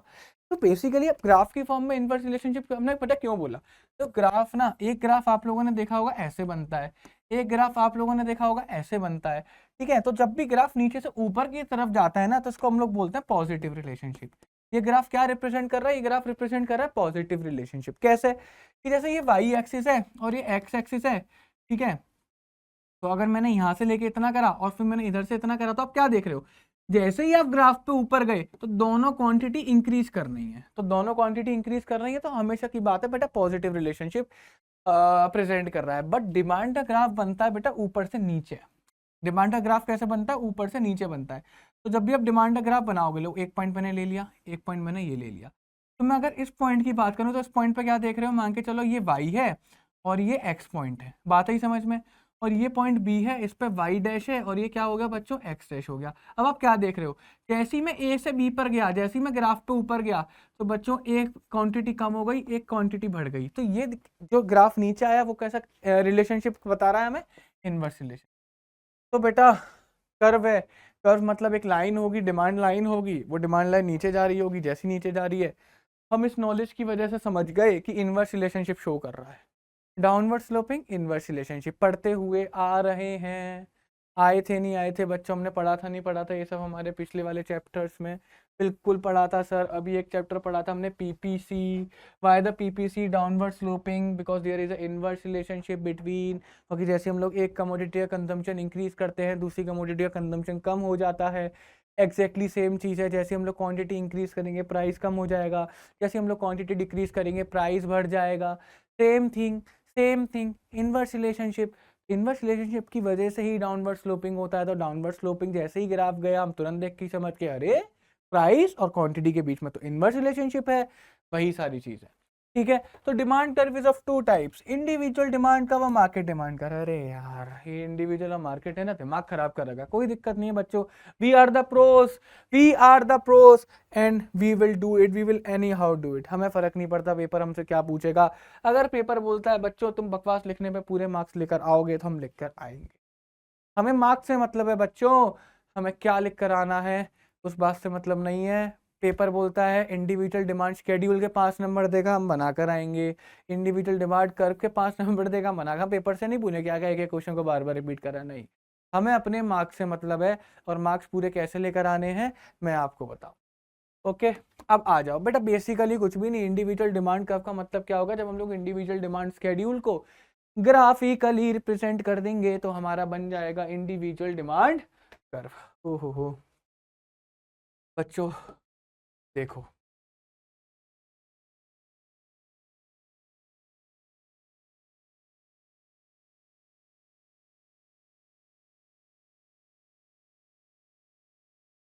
ये हमारा कौन सा एक्सिस बच्चों, ये हमारा वाई एक्सिस। ये हमारा कौन सा एक्सिस बच्चों, ये हमारा एक्सिस।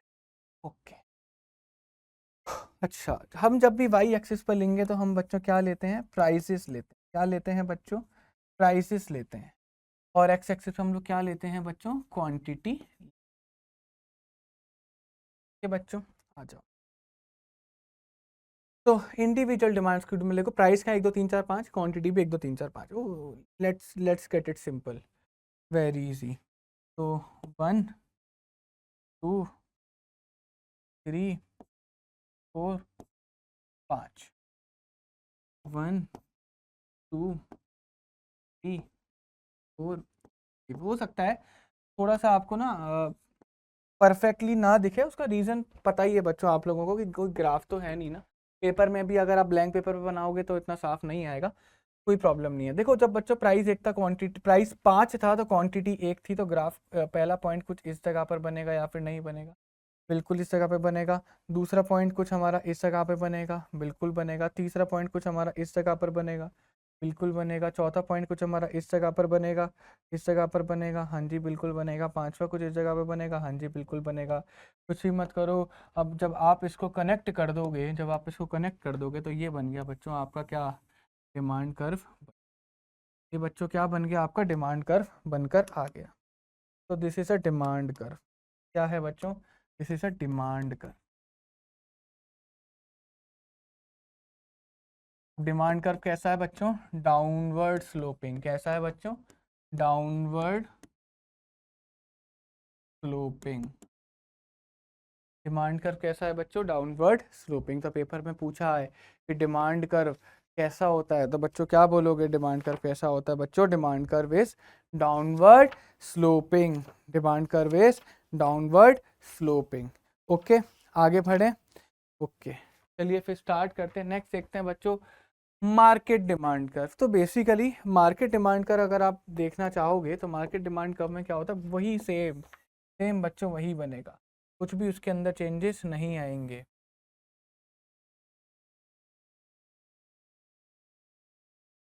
थोड़ा सा टेढ़ा नहीं लग रहा,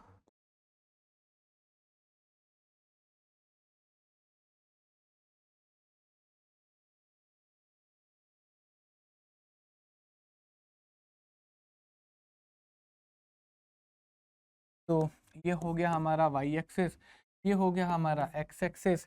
यहाँ पर क्या लेंगे, प्राइस लेंगे, इधर क्या लेंगे, क्वांटिटी लेंगे। ओके, तो पता ही है बच्चों प्राइस हमारे कितने थी, हमारा ओरिजिन हो गया। प्राइस हमारे उसमें भी 1 2 3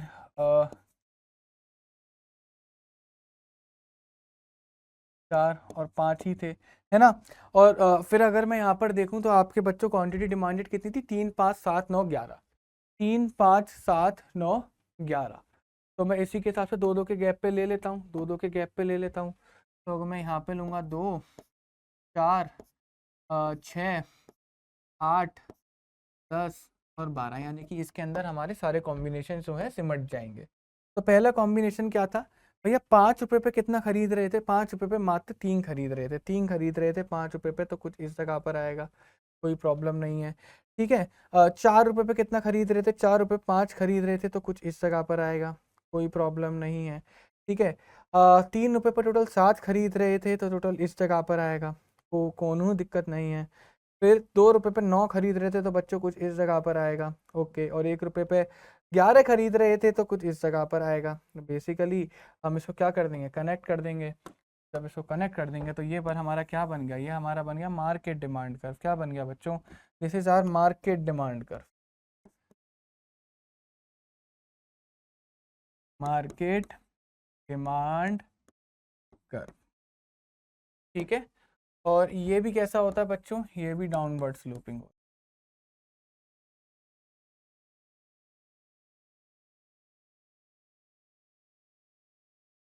ये भी कैसा होता है बच्चों, ये भी डाउनवर्ड स्लोपिंग होता है। डाउनवर्ड स्लोपिंग मतलब it is representing the inverse relationship between the price and the quantity demanded, market demand curve as well as the individual demand curve. There is no difference between them, only the quantities is differed, क्योंकि वहाँ पर खाली एक consumer की quantities थी और यहाँ पर जो थी बच्चों एक से ज़्यादा कंज्यूमर की क्वांटिटी थी, ओके।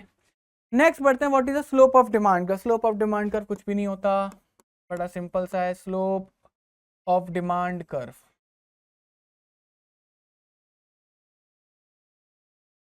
इज इक्वल टू, क्यों नहीं बेटा, is equal to change in price,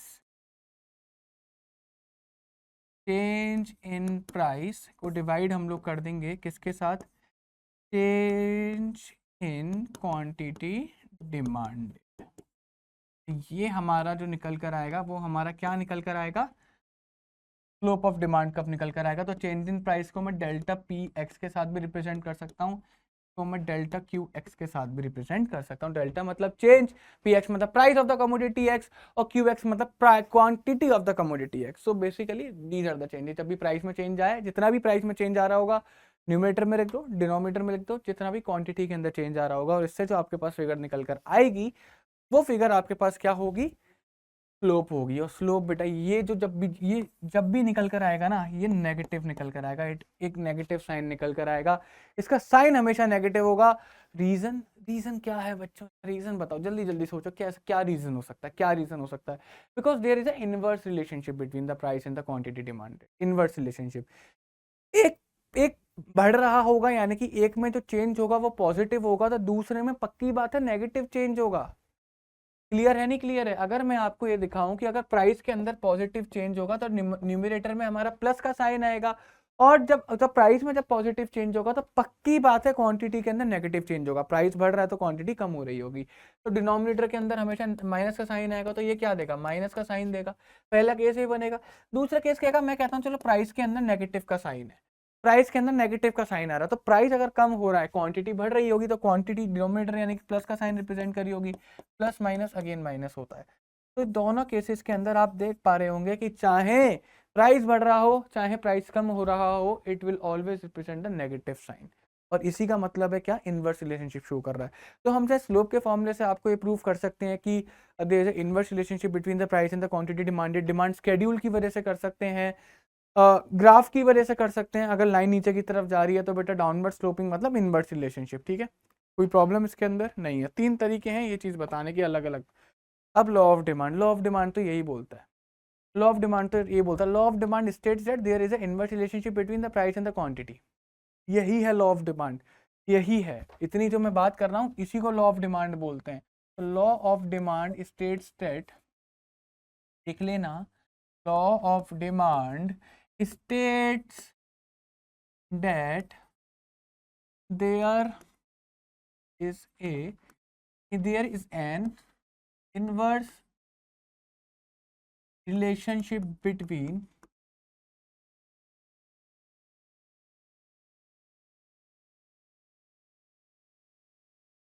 price यानी कि px and the quantity demand, मतलब qx।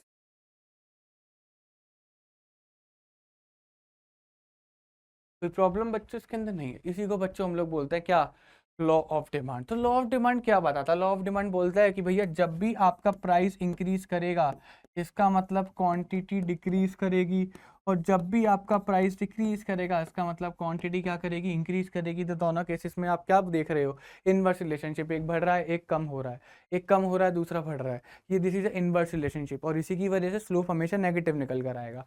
उसको मैंने मैथमेटिकली भी आपके सामने प्रूफ करके दिखा दिया। आगे देखते हैं इंपॉर्टेंट फैक्ट्स क्या है। पहली चीज क्या, इनवर्स रिलेशनशिप, पढ़ाते पढ़ाते थक गया, इनवर्स रिलेशनशिप प्राइस और क्वांटिटी डिमांडेड। दूसरा बड़ा इंपॉर्टेंट समझ के देखना, it is qualitative not quantitative. Sir ये क्या बदतमीजी हुई, बदतमीजी नहीं है बच्चों, हम यहाँ पर आपको क्या बता रहे हैं कि प्राइस बढ़ रहा है क्वांटिटी कम हो रही है, ठीक है। हम आपको जनरली बता क्या रहे हैं, हम बता क्या रहे हैं बच्चों, एक हमने हमने आपके सामने एक रिलेशन रखा, दो रिलेशन रखे। पहला रखा भैया प्राइस बढ़ रहा है तो क्वांटिटी कम हो रही है, दूसरा रिलेशन रखा प्राइस कम हो रहा है तो क्वांटिटी बढ़ रही है। ओके, मेरे को सिंपल सी एक बात बताओ, क्या मैंने यहाँ पर कहीं पर भी आपसे बोला कितना, हाउ मच, ये क्वेश्चन मैंने कहीं पर भी आपको करा, या इसका आंसर मेरे को मिला कि भैया कितना प्राइस बढ़ेगा तो कितनी क्वांटिटी कम होगी, कितनी क्वांटिटी बढ़ेगी तो कितना प्राइस बढ़ेगा। ये सभी मैंने कहीं पे बात करी कि कितना प्राइस बढ़ा, कितनी क्वांटिटी कम हुई, कितना प्राइस कम हुआ, कितनी क्वांटिटी बढ़ी, इसका कहीं पर भी मैंने जिक्र करा, क्वांटिटी का जिक्र करा कहीं पर भी मैंने नहीं करा। जो उनके बीच में जो रिलेशन है, उस रिलेशनशिप को कहीं पर भी मैंने क्वांटिटी के अंदर रिफर करा नहीं करा। It is a quality of the law, ये लॉ की क्वालिटी है। तो law of demand is a quality, क्या है बच्चों, क्वालिटी है। वो एक रिलेशनशिप ही तो दिखा रहा है कि अगर प्राइस ऊपर भागेगा तो क्वांटिटी नीचे जाएगी, अगर प्राइस नीचे भागेगा तो क्वांटिटी ऊपर जाएगी। तो क्या दिखा रहा है बच्चों, क्या दिखा रहा है वो मेरे को, एक रिलेशन, एक क्वालिटी दिखा रहा है। क्या वो बात कर रहा है कि अगर प्राइस के अंदर इतना चेंज आएगा तो क्वांटिटी के अंदर इतना चेंज आएगा, नहीं, वो क्वांटिटी की बात ही नहीं कर रहा। वो बात किसकी कर रहा है, वो चेंज की बात कर रहा है। तो इट इज अ क्वालिटी, ये बच्चों क्या है, क्वालिटी है, ये क्वांटिटी नहीं है, ये बच्चों क्वांटिटी नहीं है, इट इज अ क्वालिटी। तो बेसिकली हम लोग क्या देख रहे हैं यहाँ पर, it makes a qualitative statement, it is a qualitative statement, it indicates a direction of change. ये क्या बता, डायरेक्शन ऑफ चेंज बता रहा है कि एक बढ़ेगा दूसरा कम होगा, दूसरा पहला बढ़ेगा दूसरा बढ़ेगा, मतलब पहला कम होगा दूसरा बढ़ेगा, पहला बढ़ेगा दूसरा कम होगा, बेसिकली इतनी सी चीज बता रहा है। ये बता रहा है, ठीक है, indicate direction of change in the amount demanded, कितना डिमांड में चेंज आया, and does not indicate the magnitude of change. तो बेसिकली इट इज रिप्रेजेंटिंग, हाँ यार डिमांड के अंदर चेंज तो आएगा, प्राइस बढ़ाएगा तो क्वांटिटी डिमांडेड कम हो जाएगी। हम बात कर रहे हैं चेंज की, हम बात कर रहे हैं डायरेक्शन की, हम ये कह ही नहीं रहे। तुझे पता है 10% प्राइस में चेंज आएगा तो 20% क्वांटिटी डिमांडेड में चेंज आएगा, ऐसा कहीं पर भी हमने बात करी, हमने चेंज को कहीं पर भी क्वांटिटी की टर्म्स में लिखा नहीं लिखा, बात आई समझ में। तो it is a qualitative statement. No proportional relationship, it does not establish any proportional relationship between the change in price and the resultant change in demand. Again हम लोग यहाँ पर जो बात कर रहे हैं, हमें नहीं पता बेटा कितना चेंज होगा प्राइस में तो कितना चेंज आएगा क्वांटिटी में, कोई प्रपोर्शन थोड़ा निकल कर आ रहा, कोई बता, कोई प्रपोर्शन निकल रहा है, कोई फिक्स प्रपोर्शन है कि नहीं, अगर प्राइस के अंदर 10% चेंज होता है तो क्वांटिटी के अंदर 20% चेंज होगा, ऐसा कंपलसरी है नहीं। हमने तो ऐसी कोई बात ही नहीं करी, ये बकवास की बातें हैं, कोई ऐसी बात ही नहीं करी हमने, ठीक है। तो here we are not representing any kind of proportional relationship, हमें पता ही नहीं है, ठीक है, अलग अलग भी हो सकता है। So it does not establish any proportional relationship between the change in price and the resultant change in demand. It is one-sided. Law of demand is one-sided. It only explains the effect of change in price on the quantity demanded. It is said nothing about the effect of change in quantity demanded on the change in price of the मैं बहुत आसानी से समझा, तो घुमा फिरा के बहुत लंबी चौड़ी बातें कर रहे हैं बेटा। क्या पढ़ते हैं हम लॉ ऑफ डिमांड के अंदर, अभी तक हम क्या पढ़कर आ रहे हैं, मैं कहूंगा प्राइस इंक्रीज हुआ तो क्वांटिटी डिक्रीज हुई, प्राइस डिक्रीज हुआ तो क्वांटिटी इंक्रीज हुई। सर क्या बार बार एक ही चीज लिख देते हो, अब तो रट गई है, दिमाग खराब क्यों कर रहे हो। लो बेटा एक बात मेरे को बताओ, मैं बार बार क्या लिख रहा हूँ, पहले एक प्राइस के बढ़ने की वजह से क्वांटिटी डिक्रीज हुई है ना, तो पहले प्राइस बढ़ा जिसकी वजह से द रिजल्ट इज क्वांटिटी कम हो गई। अगेन यहाँ पे प्राइस कम हुआ तो इसकी वजह से क्वांटिटी इंक्रीज हुई, तो अगेन जब प्राइस कम हुआ उसका रिजल्ट क्या निकल कर आया कि क्वांटिटी इंक्रीज हो गई, आया ना। तो क्वांटिटी के अंदर चेंज आता है प्राइस की वजह से, basically this is a law of demand. Price में चेंज आने की वजह से क्वांटिटी में चेंज आएगा, ठीक है। अगर मैं बात करूं बच्चों, अब तुम बोलोगे सर दोनों बातें सेम है, अगर मैं बोलूंगा क्वांटिटी इंक्रीज हुई तो प्राइस डिक्रीज हो जाएगा, क्वांटिटी डिक्रीज हुई तो प्राइस इंक्रीज हो जाएगा, नहीं, ये तो गलत है, ये तो सिंपली गलत है। इसमें क्या बता रहा है कि क्वांटिटी की वजह से प्राइस में चेंज आया, ऐसा तो लॉ ऑफ डिमांड बोलता ही नहीं है। ये तो बच्चों गलत ही कॉन्सेप्ट है ना, ये तो बच्चों गलत ही कॉन्सेप्ट है। So it is a one way concept, खाली यही वे है, only way is a one way, one sided concept कि प्राइस ही क्वांटिटी के अंदर चेंज लेकर आएगा, क्वांटिटी प्राइस के अंदर चेंज नहीं लेकर आएगी। ठीक है, तो प्राइस की वजह से ही क्वांटिटी में चेंज आएगा, क्वांटिटी की वजह से प्राइस में चेंज नहीं आएगा। तो that is why it is a one sided concept. ठीक है, आई थिंक आपको क्लियर होगा। नेक्स्ट देखते हैं reason for law of demand. Reason for law of demand क्या होता है? Law of diminishing marginal utility. Law of DMU पढ़ा था, नहीं पढ़ा था? जैसे जैसे हम लोग एक ही यूनिट को बार बार बार बार बार बार कंज्यूम करेंगे, हम क्या देखते हैं कि उससे मिलने वाला सेटिस्फेक्शन कम हो जाता है। इसी की वजह से लॉ ऑफ डिमांड लगता है। तो it states that we consume more and more units of a commodity, the utility derive from the each successive units goes on decreasing. ठीक है, इसी की वजह से हमारा किस में फर्क आता है? लॉ ऑफ डिमांड में फर्क आता है। तो बेसिकली क्या होता है, आप क्या देख रहे थे? आप एक एक कमोडिटी को कंज्यूम करते चले जा रहे हो, हाँ या ना? जब आप एक एक कमोडिटी कंज्यूम करते चले जा रहे हो तो आप क्या देख रहे हो? अब उससे मिलने वाला सेटिस्फेक्शन कम हो गया है कि नहीं? अब इधर लॉ ऑफ डिमांड क्या बोलता है कि भैया आप अगर किसी चीज के ज्यादा पैसे चार्ज कर रहे हो तो उससे मिलने वाला सेटिस्फेक्शन होगा वो उतने रुपीस के बराबर नहीं होगा ना, तो मैं उसे कम कंज्यूम करूंगा। सिंपल सी बात है, यही तो पड़ा था। और अगर वही चीज मेरे को सस्ते में मिल रही है तो मेरे को, यानी कि जितना मेरे पास से पैसा गया उससे ज्यादा मेरे को सेटिस्फेक्शन मिल रहा होगा तो मैं ज्यादा कंज्यूम करूंगा। तो basically that is why there is a relationship between the law of DMU और लॉ ऑफ डिमांड। दूसरा क्या होता है? Substitution effect. Substitution effect refers to the substituting one commodity in place of other when it becomes a relatively cheaper. तो बेसिकली अभी लोग क्या पी रहे हैं बेटा? चाय पी रहे हैं, चाय पी रहे हैं, चाय की डिमांड बहुत ज्यादा है। आप तुरंत देख रहे, आपने देखा बेटा चाय क्या हो गई? थोड़ी सी महंगी हो गई। चाय क्या हो गई? अभी चाय 10 रुपये का गिलास मिलता था, अब चाय 20 रुपये का गिलास मिलने लगा, जिसकी वजह से लोग कहाँ शिफ्ट कर रहे हैं? कॉफी पीने पे शिफ्ट कर रहे हैं कि भैया कॉफी ही पी लेंगे। तो आपने क्या देखा कि जैसे प्राइसेस बढ़े, क्वांटिटी डिमांडेड कम क्यों हुई? क्यों? उसका रीजन था क्वांटिटी डिमांडेड कम होने का, क्योंकि लोग प्राइस बढ़ते ही दूसरी कमोडिटी पर शिफ्ट कर गए, कॉफी पीने लग गए। तो इसकी वजह से प्राइस बढ़ते ही क्वांटिटी डिमांडेड कम हो गई। तीसरा क्या होता है? Income effect. अब भैया 10 रुपए की चाय तो हम अफोर्ड कर सकते हैं, लेकिन अब चाय का गिलास जब 20 रुपए का हो गया तो हमारे तो बस की है नहीं, हमारी तो इनकम जवाब दे गई बच्चों। बहुत ही गरीब इंसान है, हम कैसे 20 रुपए की कप की चाय पियेंगे?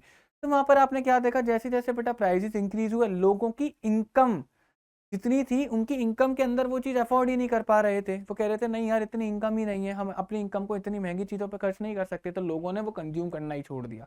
तो इनकम भी एक रीज़न हो सकता है प्राइस बढ़ने की वजह से क्वांटिटी कम होने का। फोर्थ है additional customers. So when a price of a commodity falls, many new customers who were not in the position to buy it earlier due to the high price starts purchasing it. मतलब पहले अगर मान के चलो 20 रुपए की कोई चीज़ बिक रही है तो 10 कस्टमर उसे खरीद रहे हैं, लेकिन अब वही चीज़ 10 रुपए की होगी तो 50 कस्टमर खरीद रहे हैं। तो 10 रुपए सस्ती होने की वजह से, 10 रुपए सस्ती होने की वजह से 40 कस्टमर बढ़े क्यों? क्योंकि अब 40 कस्टमर के बजट में वो आइटम आ गया होगा ना। प्राइस कम होने की वजह से ज़्यादा कस्टमर उसे खरीदना स्टार्ट कर देंगे। ऐसा वन प्लस के साथ भी हुआ था। पहले वन प्लस होता है एक प्रीमियम फ़ोन की ब्रांड माना जाता था। ठीक है, उसके फ़ोन्स काफ़ी महंगे आते थे, यानी कि अप्रॉक्सीमेटली 35 to 40,000 के लगभग ही, 40,000 से ऊपर ही वो फ़ोन लेकर आता था। प्रीमियम एंड्रॉयड के अंदर वन प्लस प्रीमियम ब्रांड माना जाता था, और जो हमारा iOS है उसके अंदर एप्पल ही हमारा जो था प्रीमियम ब्रांड माना जाता था। ठीक है, बट इवेंचुअली क्या हुआ? अब वन प्लस ने देखा यार हम इतने कस्टमर गेन ही नहीं कर पा रहे, असली कस्टमर बेस जो है इंडिया के अंदर वो तो 20 से 25 हज़ार वाली रेंज के अंदर है। तो वन प्लस ने उस रेंज में भी फ़ोन निकालने स्टार्ट करे और लोगों ने वो फ़ोन खरीदने भी स्टार्ट कर दिए। तो वन प्लस ने क्या देखा? If we want to add more customer, अगर हम अपनी क्वांटिटी डिमांडेड बढ़ाना चाहते हैं तो we have to decrease our price. तो उन्होंने अपने प्राइस को कम करा, 20-25 हज़ार की रेंज में फ़ोन निकाले और उनके कस्टमर बेस बढ़ गया। बट उसका इवेंचुअली एक नुकसान हुआ कि वन प्लस ने अपनी जो एक इमेज थी, एक बेटा वो एक इमेज होती है ना कि हाँ महंगे फ़ोन है, एकदम लग्जरी फ़ोन है, हाथ में लेके प्राइड आता है, साला वो ख़त्म हो गया बच्चों। ठीक है, अब आईफोन अगर 40,000 रुपये का मार्केट में मिलने लगे, पहले मिलता था, ठीक है, अब के टाइम में तो जब वो आईफोन 80,000 रुपये का बिक रहा है, वही आईफोन वाली कंपनी बोले नहीं अब तो आईफोन हम लोग 25,000 रुपये का मार्केट में 25,000 का आईफोन निकालने वाले हैं। हर कोई आईफोन लेके घूमेगा। जब हर कोई आईफोन लेके घूमेगा तो इट बिकम्स नॉर्मल, तो उसकी भी एक जो शान, आन बान शान है वो घट जाएगी। तो बेसिकली आप समझ में आ गया, प्राइस कम होता है तो ज़्यादा कस्टमर खरीदेंगे, कस्टमर बढ़ेंगे, क्वांटिटी बढ़ेगी। Some commodities have several uses. So when the price of the such commodity increases, it gets restricted. The most important purpose and demand for less important uses gets reduced. मेरे बात ध्यान से सुनो बेटा, आपने दूध का नाम सुना होगा, मिल्क। मिल्क की डिमांड काफ़ी जगह पर होती है, उसके सेवरल यूजेस होते हैं कि दूध से जो है दही बनता है, दूध से क्रीम बनती है, दूध से चीज़ बनती है, दूध से बच्चों खोआ बनता है, बहुत सारी चीज़ें बनती हैं, सेवरल आइटम, बटर बनता है और भी पता नहीं कितनी चीज़ें बनती हैं। अगर हमारा दूध महंगा हो जाएगा, हमारे दूध के प्राइस इंक्रीज हो जाएंगे तो दूध की क्वांटिटी काफ़ी कम हो जाएगी। रीज़न भी क्योंकि सारे प्रोडक्ट के प्राइसेस इंक्रीज हो जाएंगे ना, दूध के प्राइसेस की वजह से सारे प्रोडक्ट के प्राइसेस इंक्रीज हुए, सारे प्रोडक्ट के प्राइसेस इंक्रीज हुए, सारे प्रोडक्ट की डिमांड कम हुई, तो इसकी वजह से बेटा दूध की अल्टीमेटली डिमांड कम होगी। तो ये कुछ रीजंस होते हैं उनके पीछे के, ये कुछ रीजंस होते हैं इनके पीछे। बात ही समझ में। इनके एक्सेप्शंस क्या होते हैं, लॉ ऑफ डिमांड के एक्सेप्शंस क्या होते हैं? पहला होता है गिफिन गुड्स। गिफिन गुड्स ये एक तरीके का ना क्या होता है, इंफीरियर गुड्स होता है, खराब क्वालिटी का गुड्स होता है, यहाँ पर कि कस्टमर जो है large part of his income खर्च करता है and their demanded rises with an increase in price and demand falls with a decrease in price. बात आई समझ में नहीं आई? तो it is a special kind of inferior goods, यहाँ पे कस्टमर अपनी सबसे ज्यादा इनकम को खर्च करेगा। तो देखो मेरी बात को ध्यान से सुनो, मेरी बात को ध्यान से सुनो, ध्यान से देखो। कस्टमर किसी भी प्रोडक्ट की क्वालिटी को किस तरीके से नापता है, प्राइजेस के साथ नापता है। तो गिफिन गुड एक ऐसा स्पेशल काइंड ऑफ गुड है कि अगर बच्चों उसके प्राइसेस कम होंगे तो उसकी डिमांडेड भी, उसकी डिमांड कम होगी। अगर आप किसी प्रोडक्ट, गिफिन गुड यानी कि एक ऐसा इंफीरियर गुड है कि आप उसके प्राइसेस गिरा दोगे तो कस्टमर कहेगा नहीं नहीं बेकार क्वालिटी का मैं नहीं खरीदूंगा, उसकी डिमांड कम हो जाएगी। और ऑन द अदर साइड अगर आप उसके प्राइस बढ़ा दोगे तो कस्टमर बोलेगा अच्छा अच्छा तो बढ़िया क्वालिटी का हो गया, तो कस्टमर उसकी डिमांड भी इंक्रीज हो जाएगी। तो ये एक तरीके का गिफिन गुड्स होते हैं, special kind of inferior goods होते हैं जिनके अंदर आपको प्राइस और क्वांटिटी डिमांडेड के बीच पॉजिटिव रिलेशन देखने को मिलता है। तो हम अभी तक नेगेटिव रिलेशन पढ़ते आ रहे थे, तो उसका एक्सेप्शन क्या होगा, पॉजिटिव रिलेशन। तो आप हर केसेस में क्या देखोगे, पॉजिटिव रिलेशन देखोगे। क्लियर है? दूसरा क्या है बेटा, status symbol goods and goods of ostentation. Word नाम भी तो देखो बेटा, जहां पर भी स्टेटस आ गया वर्ड भी तो देखो कितने अच्छे अच्छे एकदम फैंसी वर्ड्स आए। ठीक है, तो बेसिकली बेटा इसमें क्या बोलता है, वो गुड्स जो कि स्टेटस सिंबल के लिए मार्केट में बिकते हैं तो उनकी डिमांड और उनके प्राइस के बीच में उल्टा रिलेशन, उल्टा मतलब पॉजिटिव रिलेशनशिप होता है। ठीक है, exception to the law of demand होते हैं वो। तो आपको तो पता है ना बेटा, अमीर लोग जितना महंगा उतना ज़्यादा खरीदते हैं बच्चों। तो बेटा अगर प्राइस बढ़ रहा होगा तो इन लोगों के लिए क्वांटिटी भी अपनी इंक्रीज कर देंगे, और प्राइस कम हो रहा होगा कहेंगे बेकार क्वालिटी का, हमारी शान घट जाएगी, हम सस्ता आइटम खरीदेंगे तो हमारी शान घट जाएगी। ऐसा ही तो होता है या फिर नहीं होता? क्लियर है नहीं क्लियर है? अगर आईफोन मार्केट के अंदर सस्ता हो गया तो अमीर लोग आईफोन खरीदना छोड़ देंगे। रीजन मैं आप लोगों को दे रहा हूँ क्योंकि आईफोन एक स्टेटस सिंबल के साथ जुड़ा हुआ है और आईफोन इस बात को जानता है। आईफोन जैसे ही प्राइस मार्केट के अंदर बढ़ाएगा उसकी डिमांड और ज्यादा बढ़ जाती है क्योंकि वो और ज्यादा एक स्ट्रॉन्ग स्टेटस सिंबल हो जाता है। कितनी भी बड़ी बड़ी ब्रांड्स है वो मार्केट के अंदर महंगी मिलती बिकती क्यों है? क्या वो सस्ते प्रोडक्ट लेकर नहीं आ सकते? बिल्कुल लेकर आ सकते हैं, बट अगर वो सस्ते प्रोडक्ट लेकर आ गए उनकी मार्केट के अंदर डिमांड खत्म हो जाएंगी, because they are the products, वो यूटिलिटी वाले प्रोडक्ट्स उनको कम देखा जाता है, but they are the status symbol. अगर एक लेडी ज़ारा का बैग लेकर जा रही है तो उसे रिच माना जाएगा, उसका स्टेटस बड़ा माना जाएगा उस प्रोडक्ट की वजह से। तो जो प्रोडक्ट आपको खाली एक यूटिलिटी के साथ साथ एक स्टेटस सिंबल भी प्रोवाइड करवा रहा था, उस जगह पर आप देखेंगे हमेशा आपको पॉजिटिव रिलेशन देखने को मिलेगा। थर्ड होता है बच्चों fear of shortage. Fear of shortage. अब आपको उड़ती उड़ती अफवाह आई कि इंडिया के अंदर अगले 1 महीने तक चीनी नहीं रहेगी। आप तुरंत दुकान के पास जाएंगे और चीनी की एकदम डिमांड बढ़ जाएगी, एकदम डिमांड, दुकानदार जितने पैसे बढ़ाएगा डिमांड उतनी ज़्यादा बढ़ जाएगी क्योंकि आपको डर है कि आपको फ्यूचर में चीनी नहीं मिलेगी। तो इस केस में भी आप ये देखते हैं कि जितना आपका प्राइस बढ़ता चला जाता है उतनी आप क्वांटिटी खरीदते चले जाते हो क्योंकि आपका उतना डर बढ़ता है। भाई ज़्यादा प्राइस बढ़ने का रीज़न क्या है? भाई जैसे आपको एक खबर आई कि फ्यूचर में चीनी नहीं मिलेगी, शुगर नहीं मिलेगी, आपके अंदर एक डर आया। अब उस डर को और बढ़ाने के लिए कस्टमर, दुकानदार क्या करता है, शॉपकीपर क्या करेगा, प्राइस को और ज्यादा बढ़ा देगा। तो 40 रुपए किलो की चीनी मिल रही है वो 100 रुपए किलो की उसने कर दी, तो वो भी तो एक इंडिकेशन दे रहा है कि देखो चीनी के प्राइस बढ़ रहे हैं, यानी कि वाकई में शॉर्टेज है। तो इसके अंदर भी आप लोगों को बच्चों क्या देखने को मिलता है, एक पॉजिटिव रिलेशन देखने को मिलता है। So if the consumer expect a shortage, a scarcity, एक particular commodity in the near future, then they would start buying more and more of that commodity. वो ज़्यादा से ज़्यादा commodity को खरीदेगा, even if the prices are rising. अगर prices बढ़ रहे होंगे तब भी वो ज़्यादा से ज़्यादा वो खरीदेगा। तो basically you can see a positive relation here. You can see a positive relation here. Fourth है, मतलब इस केस में ये वाला केस नहीं आएगा, प्राइस कम नहीं हो रहे, स्कार्सिटी की वजह से प्राइस हमेशा बढ़ते हैं, तो खाली ये वाला केस आएगा पॉजिटिव रिलेशन। फोर्थ होता है ignorance. Consumer may buy more of a commodity at higher prices when they are ignorant और prevailing price of the commodity in the market. Ignorance का मतलब बेटा मीट जादी, और मैं बहुत आसान शब्दों में बोलूंगा।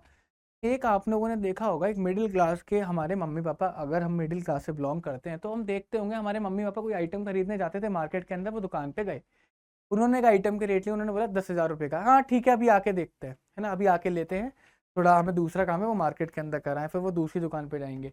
हर दुकान से वो रेट लेकर आते हैं या फिर नहीं आते, उसके बाद जाकर किसी एक दुकान से हमें प्रोडक्ट खरीदवाते थे। ऐसा हम लोग आज की डेट में भी करते हैं, बट हमारा थोड़ा सा सिस्टम बदल चुका है, हम ऑनलाइन जाके करते हैं। हम अमेजोन पे हमने कोई रेट देखा, आप उस रेट को अमेजोन पे भी चेक करेंगे, फ्लिपकार्ट पे भी चेक करेंगे, और कोई वेबसाइट होगी उस पर भी चेक करेंगे, जहाँ पे सबसे सस्ता मिल रहा होगा वहां से खरीदेंगे। तो इसको बोलते हैं रेशनल कस्टमर की निशानी। एक रेशनल कंज्यूमर वो कहेगा कि नहीं भैया, सेम प्रोडक्ट अगर जहाँ से सस्ते में मिलेगा मैं वहां से खरीदूंगा, मैं अपने पैसे बचाना चाह रहा हूँ। कंजूसी नहीं बोलते इसे, इसे अकलमंदी बोलते हैं। लेकिन एक इग्नोरेंट कस्टमर है, वो कहता नहीं यार मेरे पास टाइम ही नहीं है, कौन इतना ध्यान दे, मुझे पता नहीं क्या है। कितने का है भैया? 1,000 रुपये का भैया, ये पकड़ो 1,000 रुपये। 3 दिन बाद पता लगा वही सेम चीज 3 दुकान छोड़ के 500 रुपये की मिल रही थी। तो it is a point of ignorance. तो कभी कभी इग्नोरेंस की वजह से भी, प्राइस हाई होने की वजह से भी, जहाँ पे प्राइस हाई होता है उस जगह आप उसकी वजह से भी बेटा आप क्वांटिटी खरीद लेते हो, ठीक है। तो इग्नोरेंस की निशानी होती है, यहाँ पर भी आप पॉजिटिव रिलेशन देख पा रहे होंगे। फैशन रिलेटेड कुछ बेटा, जहाँ पर फैशन की बात आ जाए, बिल्कुल चुप होकर कितने भी पैसे मांगे दे दो, बात ही समझ में नहीं आई। देखो बेसिकली लड़कियों के केस में ऐसा होता है, जो लड़के थोड़े से हेल्दी होते हैं, थोड़े से मोटे होते हैं, उन लोगों के केस में ऐसा होता है। उन लड़कों के केस में ऐसा होता है जिनकी बॉडी स्ट्रक्चर थोड़ा सा, मतलब कहते हैं ना, अटपटा होता है, फॉर एग्जांपल कि उनको हर कपड़ा सूट नहीं करता। लोग फैशन को लेकर बहुत ज़्यादा पॉसेसिव रहते हैं। अगर यार मैं भी, अगर कोई चीज़ है मेरे ऊपर, मुझे पता है कि मेरे ऊपर बहुत ही कम कपड़े अच्छे लगते हैं, और मेरे लिए कपड़े ढूंढना इट्स लाइक कि बेटा भूसे में से सुई ढूंढना, कपड़े बुरे लगते हैं मेरे ऊपर, पता नहीं क्या ही दिक्कत है यार।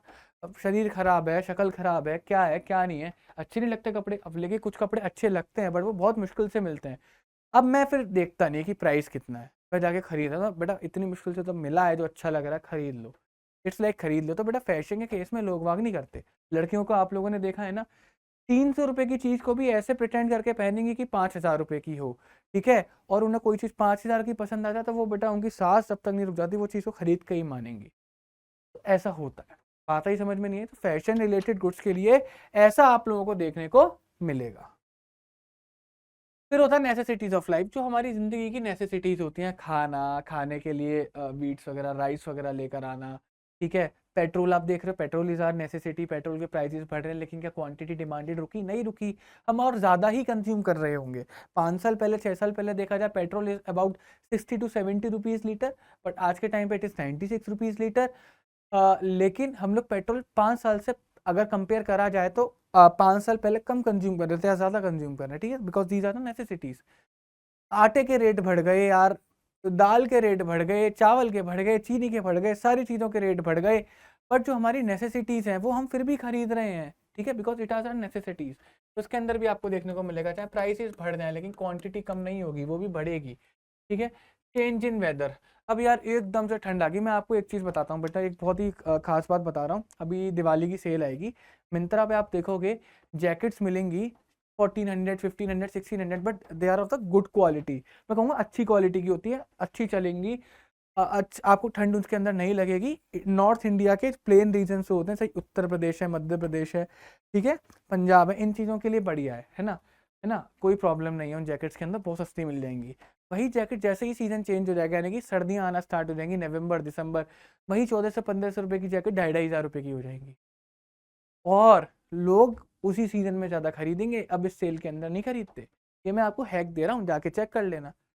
सस्ती मिलेंगी, अभी 1500-1600 रुपये की मिल जाएगी, वही जैकेट जाके 2,500-3,000 रुपये की मिलेगी, सेम 2,500 रुपये की। तो सीजन बदलने की वजह से, क्योंकि ठंड आ गई, अब तो बेटा इंसान खरीदेगा, अब वो अपनी जान देखेगा या वो देखेगा।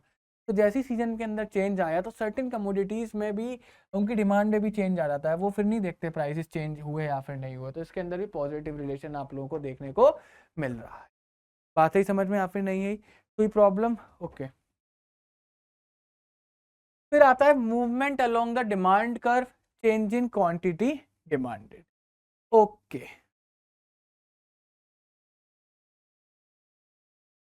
आ जाओ बच्चों। तो अभी हम लोग पढ़कर आ रहे हैं ना what is a demand curve, अभी हम लोग पढ़कर आ रहे हैं ना what is a demand curve. तो this is our demand curve, this is our demand curve, यही चीज तो हम लोग पढ़कर आ रहे हैं। यही हमारा क्या होता है बच्चों, डिमांड कर्व होता है। ये ओरिजिन हो गया, ये वाई एक्सिस हो गया, ये बच्चों ये हमारा एक्स एक्सिस हो गया। आओ एक बार देखते हैं what do mean by the demand, जो अभी यहाँ पे वर्ड यूज करा एक्सपेंशन इन डिमांड का। तो expansion in demand, expansion in demand का मतलब क्या होता है? एक्सपेंशन इन डिमांड का मतलब हो गया कि rise in the quantity demanded due to the fall in the prices of a commodity and other factors remaining constant. तो बेसिकली ध्यान देना, मूवमेंट अलोंग डिमांड कर्व का मतलब क्या होता है? मूवमेंट अलोंग डिमांड कर्व का कि एक ही डिमांड कर्व पे आप ऊपर या नीचे मूव कर रहे हो। जैसे फॉर एग्जांपल अगर ये मेरा डिमांड कर्व है, ये मेरा डिमांड कहाँ गया बच्चों, अभी तो बनाया था, ये मेरा डिमांड कर्व है, उस डिमांड कर्व पे एक पॉइंट यहाँ है और मैं इस पॉइंट से मूव करके इस पॉइंट पे जाता हूँ, तो क्या मैंने डिमांड कर्व को चेंज करा? नहीं करा। मैं उसी डिमांड कर्व पे ऊपर गया, फिर चाहूँ तो मैं इसी डिमांड कर्व से बच्चों नीचे भी आ सकता हूँ। तो what I doing, I am doing nothing but I am moving along the demand curve, मैं उसी सेम डिमांड कर्व पे मूव कर रहा हूँ। तो बच्चों ऐसा कब होगा, ऐसा कब होगा ये देखने की बात है। ऐसा बच्चों तब होगा जब प्राइस के अंदर चेंजेस आएंगे। तो basically if I am standing this place, ठीक है, इस प्लेस पे अगर मैं खड़ा हूं तो इस प्लेस पे क्वांटिटी ये है और प्राइस ये है, और मैं इस प्लेस से इस प्लेस पे जाना चाह रहा हूं, तो यानी कि मैं मूवमेंट करा। मैंने क्या करा बच्चों? मूवमेंट करा। तो जब मैंने मूवमेंट करा तो आप क्या देख पा रहे होंगे? क्वांटिटी बच्चों कम हो गई या फिर नहीं हो गई? क्योंकि बच्चों क्या हो गया? प्राइस बढ़ गया, आया ना? क्लियर है नहीं क्लियर है? तो whenever I want to move on the demand curve, on the demand curve, the same demand curve, movement अगर मैं डिमांड कर्व पे करना चाह रहा हूँ, तो क्या बोलते हैं, क्वांटिटी के अंदर चेंज आएगा। किसकी वजह से? खाली प्राइस की वजह से। यहाँ पे अदर फैक्टर का कोई भी रोल नहीं है, खाली प्राइस का रोल है। बात ही समझ में? बस यही चीज यहाँ पर गिवन है, यही सेम चीज इधर गिवन है। आओ देखो, तो जब भी राइजिंग क्वांटिटी डिमांडेड होगा, किसकी वजह से होगा? फॉल इन प्राइस की वजह से। तो अगर आप इसको ना उल्टा भी समझने की कोशिश करते हो, मैं कहता हूँ आप इस तरीके से देखो, मेरा क्वांटिटी Q से Q1 पहुंचा, तो जब मेरी क्वांटिटी Q से Q1 पहुंची तो मेरा प्राइस ऊपर से नीचे आ गया नहीं आ गया? बात ही समझ में नहीं है। तो क्वांटिटी बढ़ने की रीजन क्या था? प्राइस कम होना, है ना? बात आ गई समझ में या फिर नहीं आई? कोई प्रॉब्लम? और इसकी वजह से क्या होता है? डाउनवर्ड मूवमेंट होता है। तो जैसे ही मेरी डिमांड इंक्रीज करी बच्चों, जैसे ही मेरी डिमांड, आप देख पा रहे हो, जैसे ही मेरी डिमांड इंक्रीज कर रही है, मूवमेंट कैसा आ रहा है? डाउनवर्ड हो रहा है। मैं इसे दोबारा बना के दिखा देता हूँ, अगर आपको थोड़ा सा इसके अंदर हिचमिची लग रही हो तो। ये लो, मूवमेंट अलोंग डिमांड कर्व, एक ही डिमांड कर्व के ऊपर आप मूव करोगे, दूसरा डिमांड कर्व उसके अंदर नहीं आएगा, ठीक है? दूसरा डिमांड कर्व उसके अंदर नहीं आएगा। सपोज करो पहले मैं इस वाले पॉइंट पे खड़ा था, तो इस वाले पॉइंट पे मेरा प्राइस ये था, मेरी क्वांटिटी ये थी। अब मुझे क्या करना है? क्वांटिटी इंक्रीज करनी है। क्वांटिटी इंक्रीज मुझे यहाँ आके करनी है, यानी कि ये मेरी नई क्वांटिटी है। तो नई क्वांटिटी में मैं देखूंगा, तो बच्चों क्या मैं देख पा रहा हूँ? प्राइस कम हो रहा है, क्वांटिटी डिक्रीज कर रही है, और मैं कैसा मूवमेंट हो रहा है? मेरा डाउनवर्ड मूवमेंट हो रहा है बच्चों। कैसा हो रहा है? डाउनवर्ड मूवमेंट हो रहा है। तो इसके अंदर आप क्या देख पे? क्वांटिटी क्या कर रही है? डिक्रीज कर रही है। क्या कर रही है? डिक्रीज कर रही है। इसकी वजह से है क्योंकि प्राइस क्या कर रहा है? नहीं सॉरी बच्चों, क्वांटिटी इंक्रीज कर रही है। क्वांटिटी क्या कर रही है? इंक्रीज कर रही है। किसकी वजह से इंक्रीज करी? क्योंकि प्राइस मेरा क्या कर गया था? डिक्रीज कर गया था, है ना? और इसकी वजह से क्या हो रहा है बेटा? Downward movement. हम फिसल के कहाँ आ गए? नीचे आ गए। हम डिमांड कर पे फिसल के कहाँ आ गए? नीचे आ गए। कोई प्रॉब्लम? कोई दिक्कत इसके अंदर नहीं है, बिल्कुल भी नहीं है। फिर दूसरा आता है हमारा कॉन्ट्रैक्शन इन डिमांड। तो कॉन्ट्रैक्शन इन डिमांड का मतलब क्या हुआ? Contraction in demand refers to fall in quantity demanded. इधर हमारी क्वांटिटी डिमांडेड कम हो रही है क्योंकि हमारा प्राइस बढ़ रहा होगा, and other factors remaining constant, other factors का कोई भी रोल नहीं होगा, और इसकी वजह से क्या होता है? अपवर्ड मूवमेंट होता है। आओ देख लेते हैं, देख लेते हैं इसे भी। तो एक केस तो ये बन गया डाउनवर्ड मूवमेंट वाला, ठीक है? इसे मैं क्या बोलता हूँ? क्योंकि डिमांड इंक्रीज हो रही है, इसको मैं क्या बोलूंगा? एक्सपेंशन इन डिमांड भी बोल सकता हूँ। इसे मैं बच्चों एक्सपेंशन इन डिमांड भी बोल सकता हूँ। Okay, now let's come to the other case.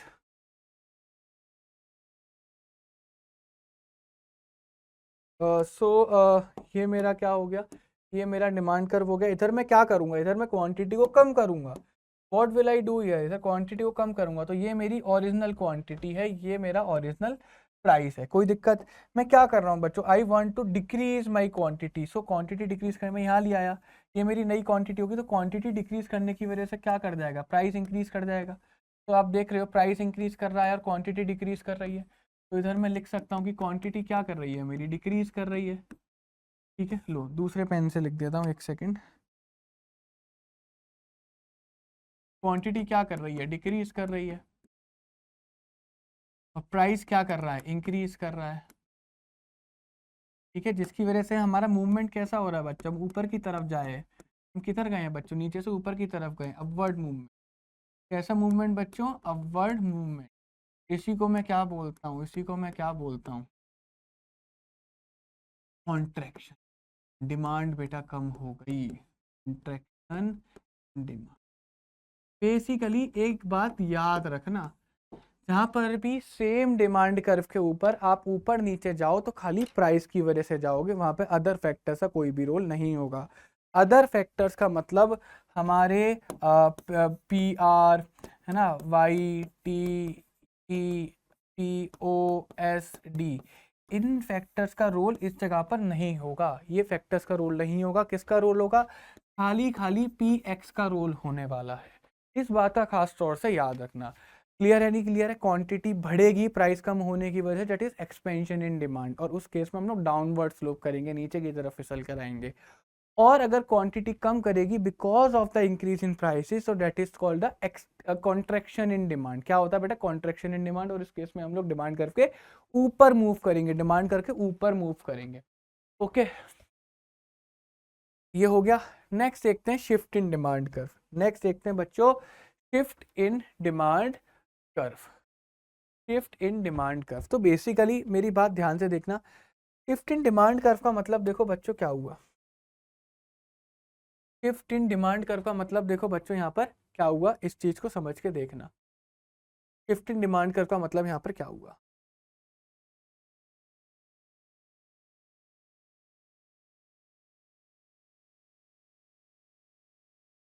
ये सपोज करो एक डिमांड कर्व है, आया ना। पहले मूवमेंट दोबारा से बता देता हूँ एक बार, पता है ना मूवमेंट, हम सिंगल डिमांड कर्व पे ही क्या करेंगे, ऊपर नीचे मूव करेंगे, ये होता है हमारा क्या, मूवमेंट। लेकिन शिफ्टिंग थोड़ा सा मूवमेंट से अलग होता है, मूवमेंट इज नॉट बराबर टू शिफ्टिंग। ठीक है, मूवमेंट इज नॉट बराबर टू शिफ्टिंग। शिफ्टिंग का मतलब डिमांड कर्व को चेंज ही कर दिया। क्या कर दिया बच्चों, डिमांड कर्व को हमने चेंज ही कर दिया। हमने डिमांड कर्व को शिफ्ट करके पीछे कर दिया, या फिर हम डिमांड कर्व को शिफ्ट करके आगे भी कर सकते। That is called shifting in demand curve. फिर डिमांड कर्व की हमने पोजीशन को ही बदल दिया। पहले डिमांड कर्व एक जगह पर था, उसके हम आगे भी उसे लेके जा सकते हैं, उसके पीछे भी उसे लेकर आ सकते हैं। That is called shifting. ठीक है, इसको क्या बोलते हैं बच्चों, शिफ्टिंग बोलते हैं। और शिफ्टिंग के पीछे जो रीजंस होते हैं ना, मेरी बात को समझो, ध्यान से देखना। मूवमेंट में रीजन क्या था, मूवमेंट में अगर हम मूवमेंट की बात करें तो रीजन क्या था, पी एक्स था, और अदर फैक्टर्स नहीं थे। अदर फैक्टर्स मतलब P R Y T E S T और हमारा पी ओ, ये फैक्टर्स नहीं थे, ये नहीं थे ना, ये वाले फैक्टर्स, ये फैक्टर्स उसके पार्ट नहीं थे। क्लियर है, नहीं क्लियर है? लेकिन अगर हम लोग बात करेंगे बच्चों शिफ्टिंग की, शिफ्टिंग की, तो शिफ्टिंग के अंदर पी एक्स क्या होगा, पी एक्स का कोई भी रोल नहीं होगा। शिफ्टिंग के अंदर रोल होगा किसका, पी आर का, वाई का, टी का, ई का, एस का, डी का, पीओ का, यानी कि अदर फैक्टर्स का रोल होगा। किसका रोल होगा बच्चों, अदर फैक्टर्स का रोल होगा। ये बात ध्यान रखो। तो जब भी अदर फैक्टर्स की वजह से चेंजेस आए तो हम लोग क्या बोलेंगे, शिफ्टिंग बोलेंगे। और जब भी खाली प्राइस की वजह से चेंजेस आएंगे तो हम क्या बोलेंगे, मूवमेंट बोलेंगे। तो अदर फैक्टर्स की वजह से चेंजेस जब भी आएंगे तो उस केस में प्राइस कांस्टेंट रहेगा, और जब भी प्राइस की वजह से चेंजेस आएंगे तो उस केस में बच्चों अदर फैक्टर्स कांस्टेंट रहेंगे। क्लियर है? ये तो बात आ गई होगी समझ में। दो ग्रुप्स के अंदर हम फैक्टर्स को डिवाइड करते थे, हमने पहले भी बताया था। अदर फैक्टर्स और प्राइस, तो जहाँ पे अदर फैक्टर्स के अंदर चेंजेस आ रहे हैं, shift in demand curve, price constant रहेगा, प्राइस की वजह से चेंजेस आ रहे हैं, movement in demand curve, movement upon movement along the demand curve, ठीक है। और हमारा क्या होगा, अदर फैक्टर्स कांस्टेंट। तो बेसिकली ठीक है। अब यहाँ पर एक चीज यहाँ पे देखो ध्यान से, जहाँ पर भी डिमांड के अंदर चेंजेस है ड्यू टू एनी फैक्टर, कोई किसी भी फैक्टर की वजह से, लेकिन वो फैक्टर क्या नहीं होगा, उसका खुद का प्राइस नहीं होगा। तो पीएक्स के अलावा अगर किसी फैक्टर की वजह से चेंजेस आते हैं तो हम उसको क्या बोलेंगे, चेंज इन डिमांड बोलते हैं। बच्चों अभी पढ़ाया था मैंने, क्या बोलते हैं, चेंज इन डिमांड बोलते हैं, शिफ्ट इन डिमांड कब हो जाता है। उसके रीजंस क्या होते हैं बच्चों, पहला होता है price of the related goods, पहला reason price of related goods, other factors लिखने, बस अदर फैक्टर्स लिखने हैं। दूसरा रीजन क्या होता है, इनकम, इनकम ऑफ कंज्यूमर्स। तीसरा फैक्टर्स क्या होता है, tastes and preferences, tastes and preferences. Fourth क्या होता है, future expectation of the prices, future expectation of the prices, ठीक है। फिफ्थ क्या होता है हमारा, सीजन एंड वेदर, ठीक है। सिक्स क्या होता है हमारा, सिक्स होता है हमारा पॉपुलेशन, पॉपुलेशन का साइज और उसका कॉम्पोजिशन, इस एरिया में कौन सा ग्रुप हावी है। और उसके बाद सेवेंथ होता है हमारा डिस्ट्रीब्यूशन ऑफ इनकम। इनकम और डिस्ट्रीब्यूशन ऑफ इनकम में फ़र्क है, ठीक है, तो सेम मत समझ लेना, डिस्ट्रीब्यूशन ऑफ इनकम, ठीक है। ये रीजंस होते हैं behind the shift in demand curve. तो basically increase in demand curve refers to the rise in the demand of a quantity due to any factor other than its own price of the commodity. Increase in demand leads to the rightward shift. तो जब भी बच्चों right word shift होगा तब भी बच्चों क्या होगा, एक सेकेंड, जब भी हमारा क्या होगा बच्चों, राइट वर्ड शिफ्ट होगा, क्या होगा बच्चों हमारा, जब भी राइट वर्ड शिफ्ट होगा तो उसको मैं क्या बोलूंगा, इंक्रीज इन डिमांड। क्या बोलूंगा बच्चों, उसको मैं बोलूंगा इंक्रीज इन डिमांड, ठीक है। तो this is called the rightward shift. ये क्या है बच्चों, राइट वर्ड शिफ्ट। और इसका रीजन क्या है बच्चों, अदर फैक्ट, ठीक है। और ये क्या हो गया मेरा, increase in demand, okay. Next आता है हमारा decrease in demand, again the same thing, जहां पर हमारा डिमांड क्या हो जाए, फॉल कर जाए, किसकी वजह से, other factor other then the own prices. इसको मैं लेफ्ट वर्ड शिफ्ट बोलूंगा। आओ देखो, आइए देखिए, इसको मैं क्या बोलूंगा, लेफ्ट वर्ड शिफ्ट बोलूंगा।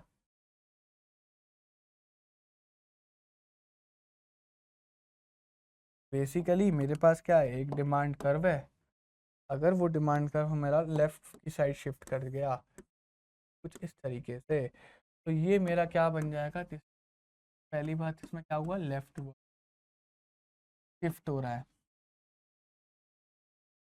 का रीज़न क्या है, अगेन अदर फैक्टर्स, मतलब बताइए, आप लोगों को हटवा चुका हूँ अदर फैक्टर, तो मैं क्या बोलता हूँ, डिक्रीज इन,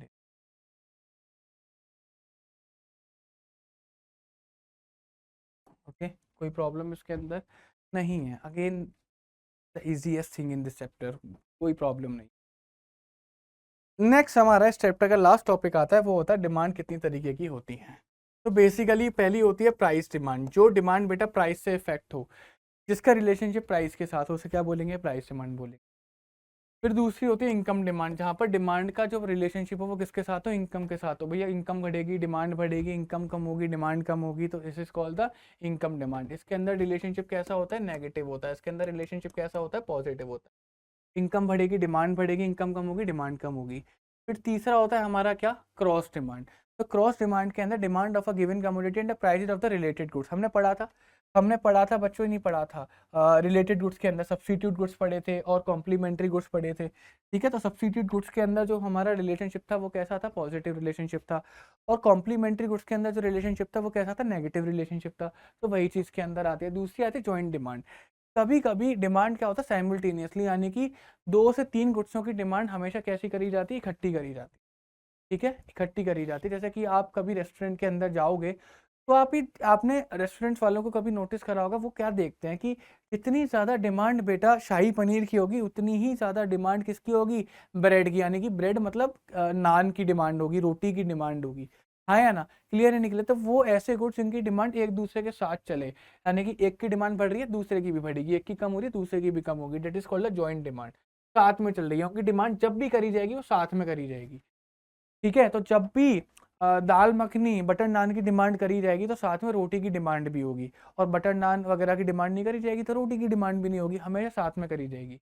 फिफ्थ होता है कंपोजिट डिमांड। कंपोजिट डिमांड जहां पर भी किसी गुड्स की डिमांड जो है सेवरल यूजेस के लिए होती है। जैसे मैं कह सकता हूँ क्रूड ऑयल, क्रूड ऑयल की जो डिमांड है वो काफ़ी यूजेस में काम आती है, पेट्रोल के लिए, डीजल के लिए, केरोसिन ऑयल के लिए।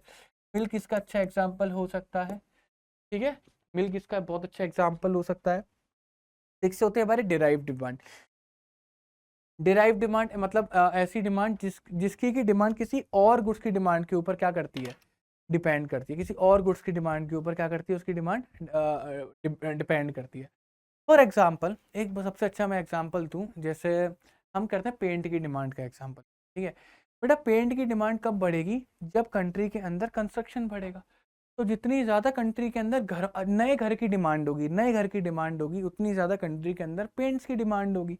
बात ही समझ में कहो कि कंस्ट्रक्शन तो लोग वक्त क्या करवाते हैं, कंस्ट्रक्शन जो घर के अंदर रिपेयरिंग वगैरह होती है 3-4 साल में एक बार करवाते हैं, बट एक्चुअल में अभी के टाइम पर, क्योंकि इंडिया है डेवलपिंग कंट्री, इंडिया का पेंट खपत जो होता है वो नए घरों में होता है। बात ही समझ में नहीं आई? तो बेटा एक जब पेंट की डिमांड तभी इंक्रीज होगी तब दूसरे घर नए नए घरों की डिमांड जब जाकर इंक्रीज, तो ये चीज़ हम लोग क्या करते हैं, नोटिस करते हैं। बात ही समझ में फिर नहीं आई? और ऊपर से कुछ बाथरूम फिटिंग्स ऐसी होती है, जैसे पाइप्स होते हैं जो दीवार के अंदर चिन जाते हैं, तो एक बार जब घर बनेगा वो एक ही बार लगेंगे, उनकी भी डिमांड कब इंक्रीज होती है, जब कंस्ट्रक्शन की डिमांड इंक्रीज होगी, नए घरों की डिमांड इंक्रीज।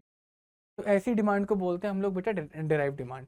और यहीं पर बच्चों हमारा ये चैप्टर जो होता है वो ओवर होता है। आई थिंक आप लोगों को डिमांड का ये डिटेल्ड एक्सप्लेनेशन बहुत अच्छे से आपको समझ में बच्चों आ गया होगा। बहुत आसान चैप्टर है, कुछ भी नहीं है, आपको एकदम अच्छे से दिमाग के अंदर डिमांड जो है एंटर कर गया होगा। आई होप आपको ये वन शॉर्ट वीडियो बहुत पसंद आएगा।